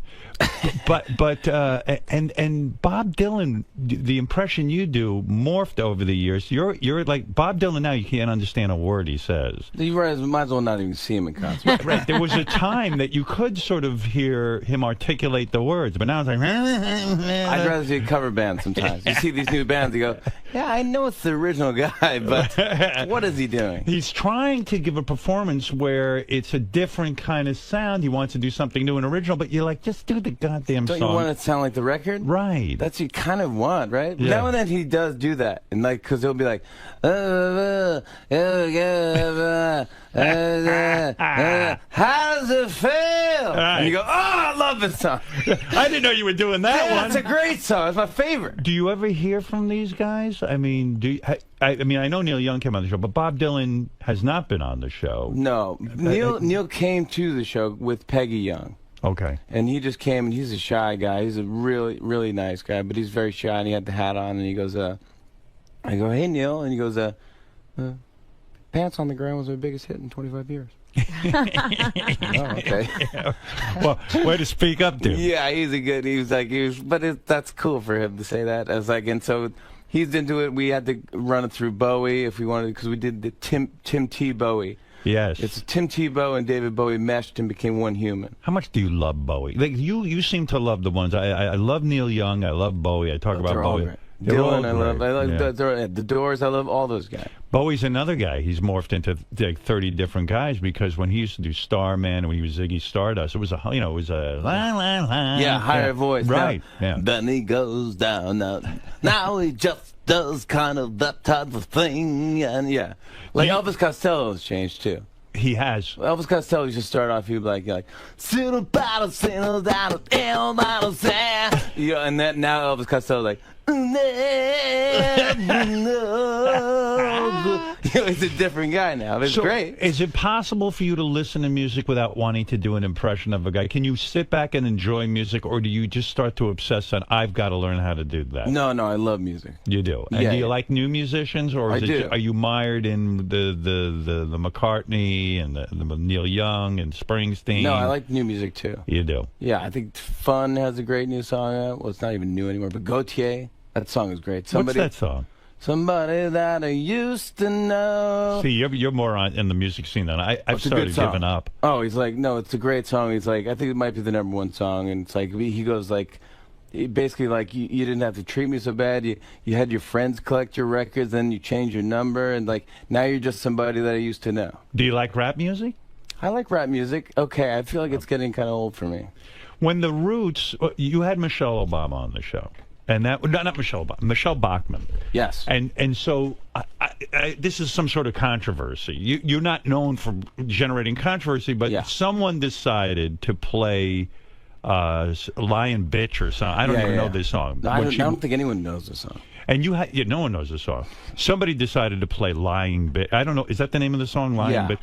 So do you have to go apologize? I know you made an apology to Michelle Bachmann because you felt bad. Like that's a dirty blow. That's something you would not do. I would not do. So someone in your band decides what song is going to be played when they walk out. Yeah. So you're not in on that decision. I am now.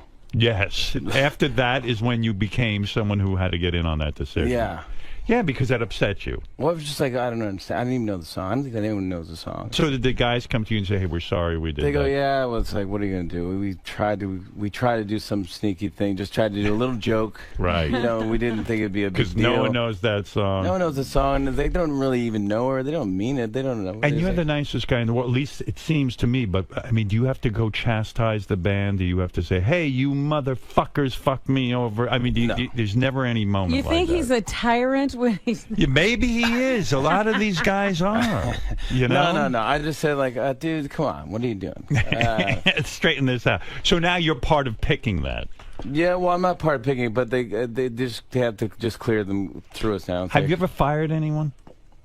Yeah. You have to fire writers and things like that? Yeah, we fired a lot of people. And you do it personally? No, but it's just, I think what it is, we just kind of, we kind of know, everyone knows. I can't fire anyone. I can't do it. Oh. But that's why we have producers. And what do you do if you have a writer and he's got a wife and a family and all that? I mean, what do you do? Look, you just got to do your job. You won't get fired. Yeah. Fred, I got to say it to you. No. Fred, no, sorry. Saw that coming. Fred's here for life. Yeah. Benji, I don't know about, but Fred is here. No, Benji, you're here too. So let's plug the album. Let's really get people motivated to get this album so that you can make like 3 cents. I appreciate it. Yeah. It's a good record. It's got a lot of guest stars on it. Jimmy's new album, Blow Your Pants Off, is in stores now. Let's talk about some of the guest stars. We have McCartney. Yes. We have Bruce Springsteen. Yep, singing Whip My Hair. We have Justin Timberlake. That was a great moment, that Whip My Hair. Whip my hair back and Whip forth. my hair That was back crazy. and forth. And That was the crazy. fact that he did that was so cool. Yeah, it is cool. It was amazing, and it was like we put the wig on him and the hat and the glasses and the beard. Like it was Bruce's idea to dress as 70s Bruce. And don't you think before you ask him that, he's just going to go, no, I don't want to do that. It's not, I'm a serious musician kind of thing. I didn't ask him. So I asked him to do the duet, but then he goes, maybe I should do like a 70s Bruce. I go, yeah. You're going to get it? Would you wear like a costume? He's like, yeah. Yeah, because he had the hat on like he used to wear. He brought his own sunglasses from the Born to Run tour. Yeah, he looked like the 70s Bruce. People thought it was fake. People thought it was like a writer imitating or a lookalike. And that's a big deal when you get a Bruce Springsteen Bruce to do something Springsteen like doing that. this, and it was amazing, and he killed it. And it gives you credibility. I called, so I said, do you want to sing the Neil Young version of Whip My Hair? And he goes, yeah, I'm not familiar with that song. Somehow I knew that. So I sent him the thing, and I sent him our version of it, and he goes, I love it. It's good. It's great. I love it. Do you send, when a guy like Bruce Springsteen agrees to do a bit like that, do you send him a gift afterwards? Do you have something? Do you call him? What do you, A painting. You sent them a painting? No, I'm just kidding. No. Was it a painting of Drew Barrymore and her husband? Exactly. You just roll those out? Re-roll the same one out. Right. I don't give him a gift. Right. Why give him a gift? Fuck him. Well, I mean, I don't want to fuck him. I mean, I don't know. I mean, why? I think I don't know. That's right. Okay, I'm just curious how you run the show. And should should you? Yeah. Yes. I think you should send him a gift. I should. Yeah, I wouldn't send him one, but you should. You're a nice guy. I'm not. But like, what is a good gift? I don't want to send somebody like wine or something, right? A bottle of. What about a sweater? A sweater. Send him a sweater. I don't know. Justin Timberlake is on the album. We do the history of rap. That's one of the songs on the record that cost the most because we had to clear like 15 rap songs. And the book Thank You Notes 2 is Thank You Notes did very well. Yeah, it was a great. bestseller. Yeah, number 2 did good too. And Thank You Notes is the bit you do on your show. It's a funny bit that you do, and you put it in book form. Yeah. And now you have Thank You Notes too. Yeah, so you can read the jokes at home, and this one's got like a thing in it, so it plays the piano that the Roots play during the bit, so it's fun. And the book is a good idea because it gets people out there. They're thinking about you, and you reach a broader audience. Yeah. Right. It seems that all of these outside projects are to get people's attention as opposed to make money.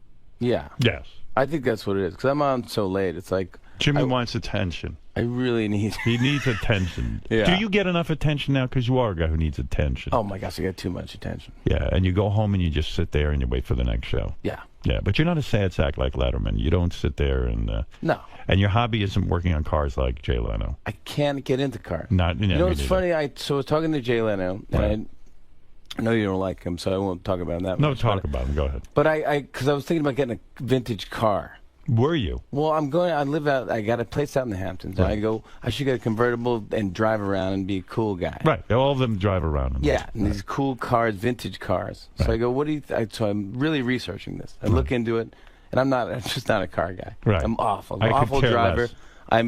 I could care less. And I'm not a good driver. I just want airbags. And if you drive around in a vintage car, everyone's going to notice you, and you're going to look like a big douchebag. You're a real jerk. Right, And then, but I just don't know what I'm. Also, I don't know what I'm talking about. Right. So I go, Jay, what do you think about this? Should I get a Porsche 60-something Porsche? He goes, I mean, do you like cars? I go, not really. I mean, I don't really like cars. He goes, then don't get a car. Right. He goes, get a truck. Yeah. I go, I don't even know if I like trucks. I got nothing to put in the back of it or whatever. Right. He's like, he goes, here's the thing. He goes, I love cars. Right. If it breaks down, that makes me happy because I want to fix it and see how it works. Right. That interests me.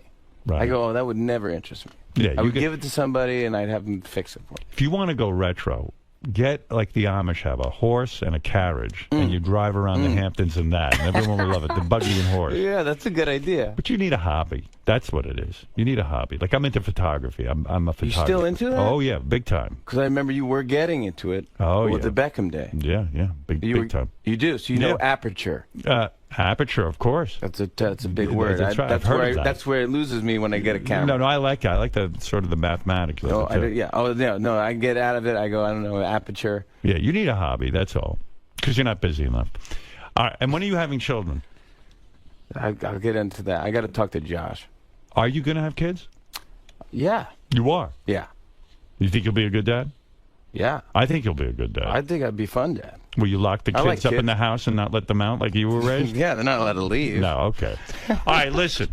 Everybody, excuse me. Everybody loves Jimmy Fallon. He does it all.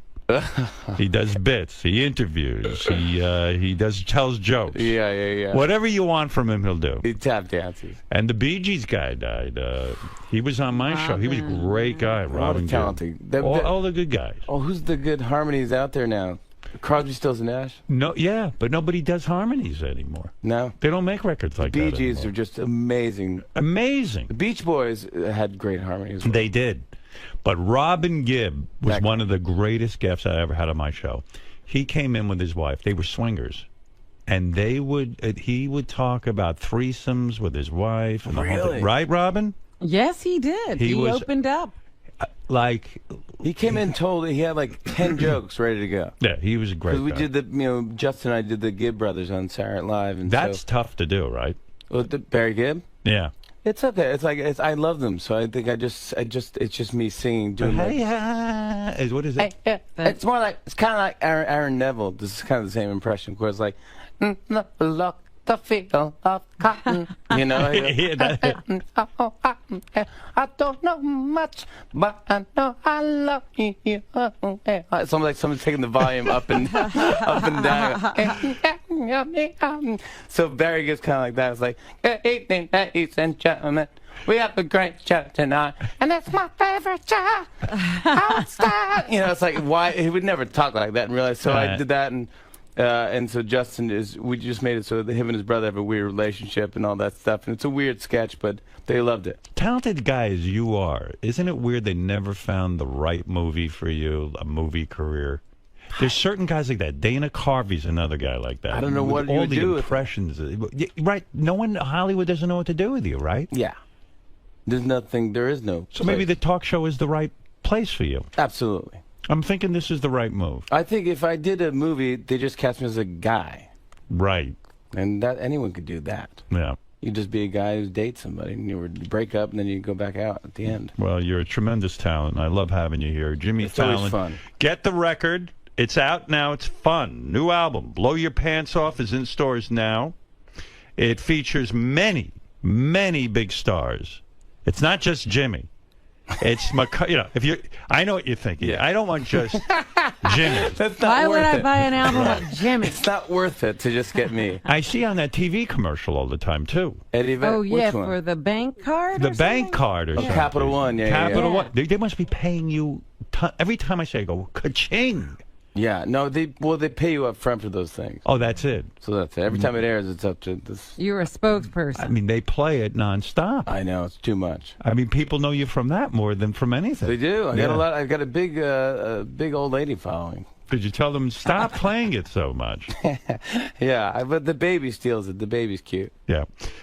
Jimmy's book, Thank You Notes, too. Check that out. It's in stores now. And like I say, get the album Blow Your Pants Off. What are you going to do? You're going to go around signing albums and stuff? There's no record stores anymore, so there's nowhere to go. There's nowhere to go. There's nowhere for you to sign the album. I don't. I mean, I could sign it, but no one's going to be there. No one will be there. I don't know where to. Barnes you can and sit Noble. At home. Best Buy. Yeah, Best Buy maybe. Sit I'm not going to go to a Best Buy. Well, you're terrific, and I love when you come by. You know that. Yeah, you're a good man, and I appreciate it. And hi to everybody here, and thanks for having me. You don't have to say hi to everyone here. Just me. That's it. Yeah. No, just concentrate on just me. Just ignore the rest all the time. Exactly. I will. The great Jimmy Fallon. Where are you off to now? The Today Show or something like that?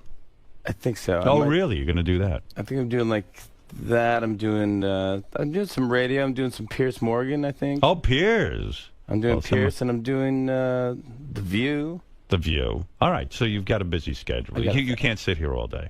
I could, but right. I understand. All right, Jimmy Fallon, everybody. Jimmy. I gotta get it. Hey. That was awesome, man. Oh, it's fun, man. It's fun. I could do that for like 10 hours. I love it so much. How do you do impressions rapid fire like that at 8 o'clock in the morning? I mean, you're probably barely awake at this point. Coffee, caffeine. But it's fun. He gets, he knows how to do it. He's a pro. He gets it out of you. It's like he knows.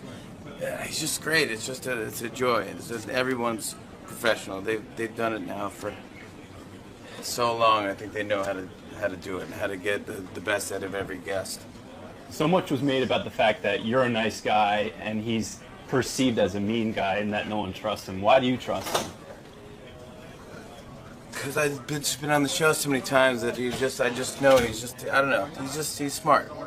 And he's an intelligent man. He's he started to do your show a lot, so there's like this mutual respect that goes on there. I mean, he's just a good guy, and just like he's always, I don't know. I think he knows what I do, and so he doesn't need to push because there's no sense in pushing. I'm going to do what I'm going to do anyway. All right. Blow Your Pants Off. Blow Your Pants Off. Pick it up. Blow Your Pants Off. It's got a lot of guest stars. It's good. It's a great record. It's fun. It's the summertime jam of the year, and it's going to blow your pants off. Well, you blew the doors of the studio off today, sir. Thank you, my friend. All right, man. Perfect. That was great.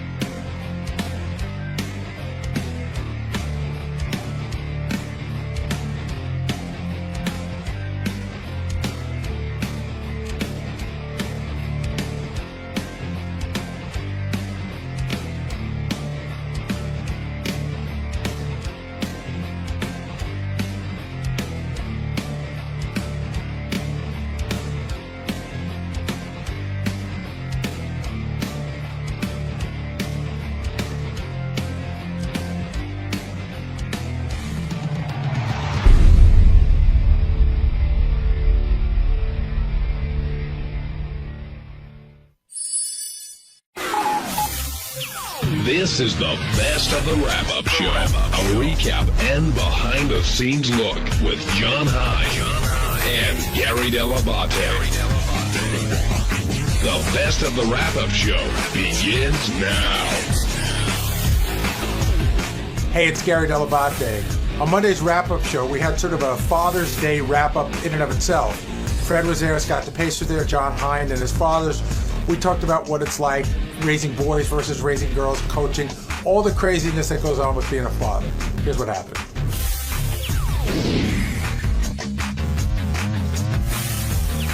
During the news, there was a big debate over Father's Day. Howard talked about the card that he got for his dad. He didn't really pay attention to it. And then it was revealed that a lot of emails went around wishing everyone a happy Father's Day. And, of course, the debate came up, who's a good dad? And I was honored to be put in a category with Fred and Gary. But then Scott DePace's name was thrown into the mix.